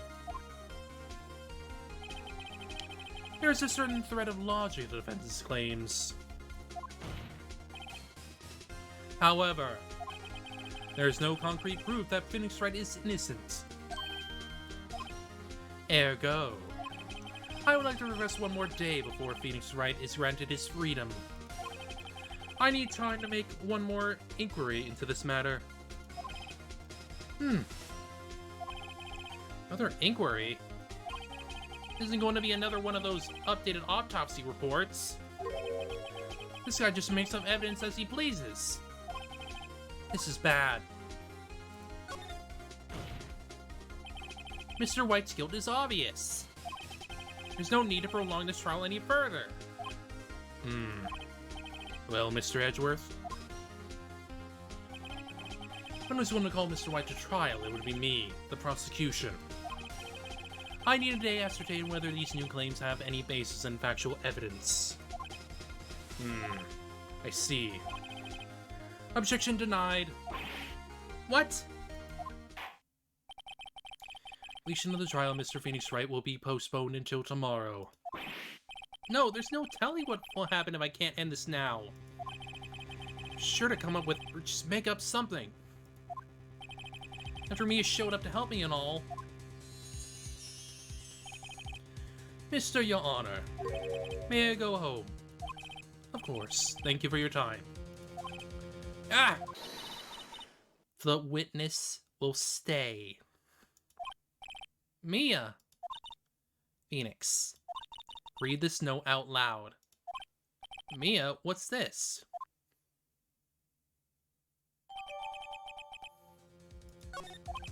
Your Honor, if I may? You're quite persistent today, Mr. Wright. You bet I am. My life is riding on this one. I have something I would like to read to the court.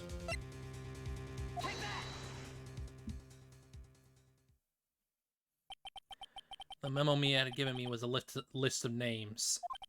Many of them sounded strangely familiar. People in finance, famous celebrities. That's when it happened. Stop! Desist! Halt! Please, stop!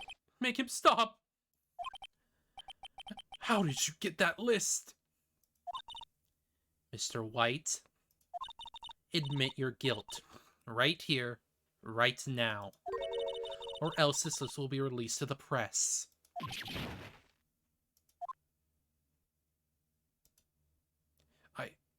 I confess. I confess. I did it. I hit her. I hit Miss Mia with the thinker. Case closed, Your Honor.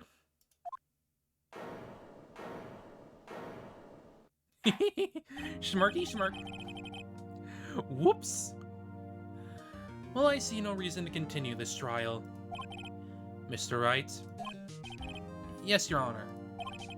You've done it again. That was quite a spirited defense. Yes, Your Honor. In more ways than one. I guess you could say that. If only you knew how spirited it was. Well. This court finds the defense... rather. The defendant, Mr. Phoenix Wright. Not guilty.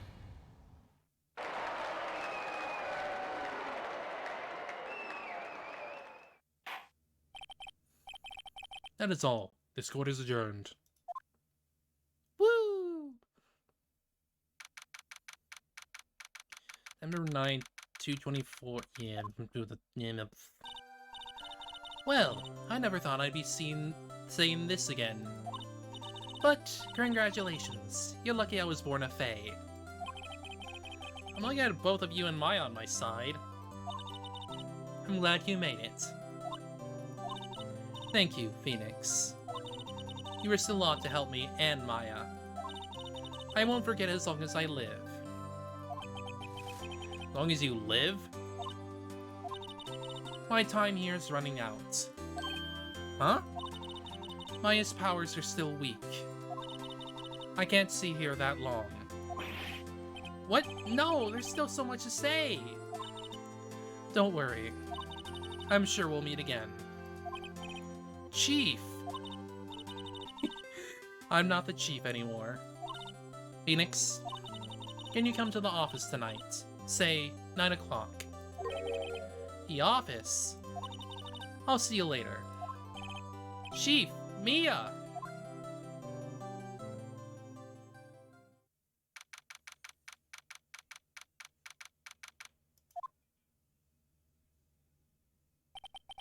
Being here, it's hard not to think about that night. You came! Mia, it's kind of wordy you might not.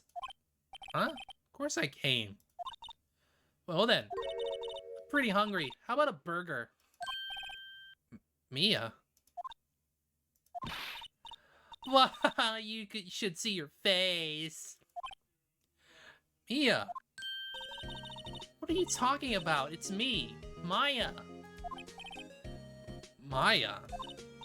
What, did I look like my sister? Look like you were her.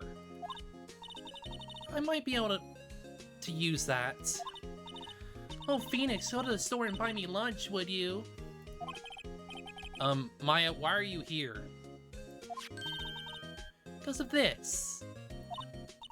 See, Mia wrote me a letter. Take care of Phoenix for me.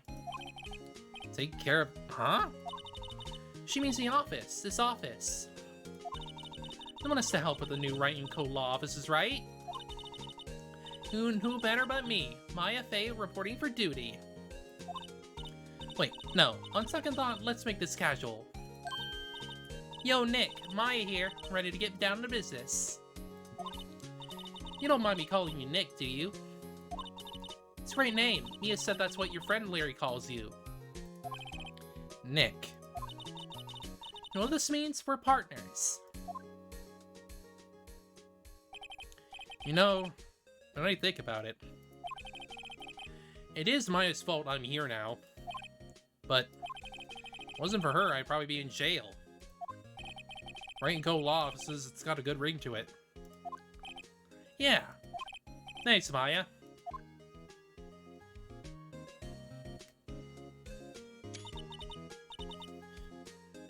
Ugh. Good luck, Phoenix. I'll always be here, watching.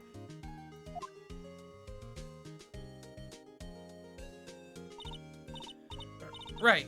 Okay, Nick, let's do it. Huh? Do what? Burgers, dummy! Burgers! There's a great burger joint just down the street.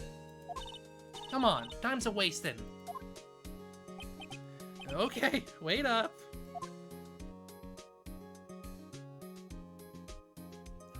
Burgers!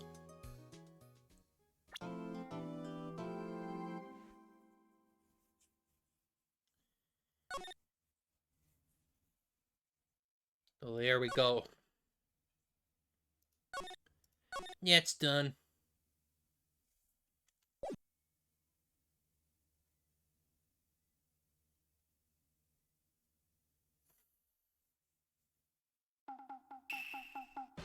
I'll just let this play out for a moment.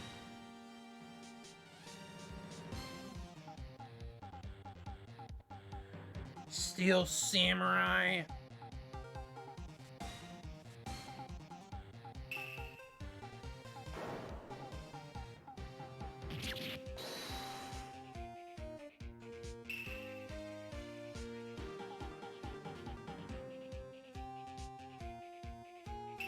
But, well, we're gonna end it like right after this, so it doesn't matter much.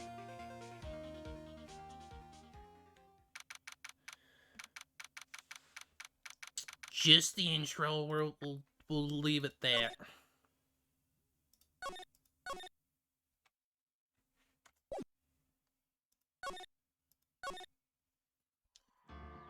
Alright, well, we got the first two cases done, at least. Like, I knew the first one was gonna be really quick, so it didn't really matter much. And two is obviously as short as well, so I didn't imagine it was gonna take very long. 3 and 4, they're probably gonna be a stream each, maybe. I don't know. We'll have to see. But I'll probably end up doing other things besides this. Just little bits here and there. We'll see. But otherwise, thanks for coming. We'll reconvene on Wednesday for Hangouts, and we'll go from there, really. So, take care of yourselves, alright? See you later.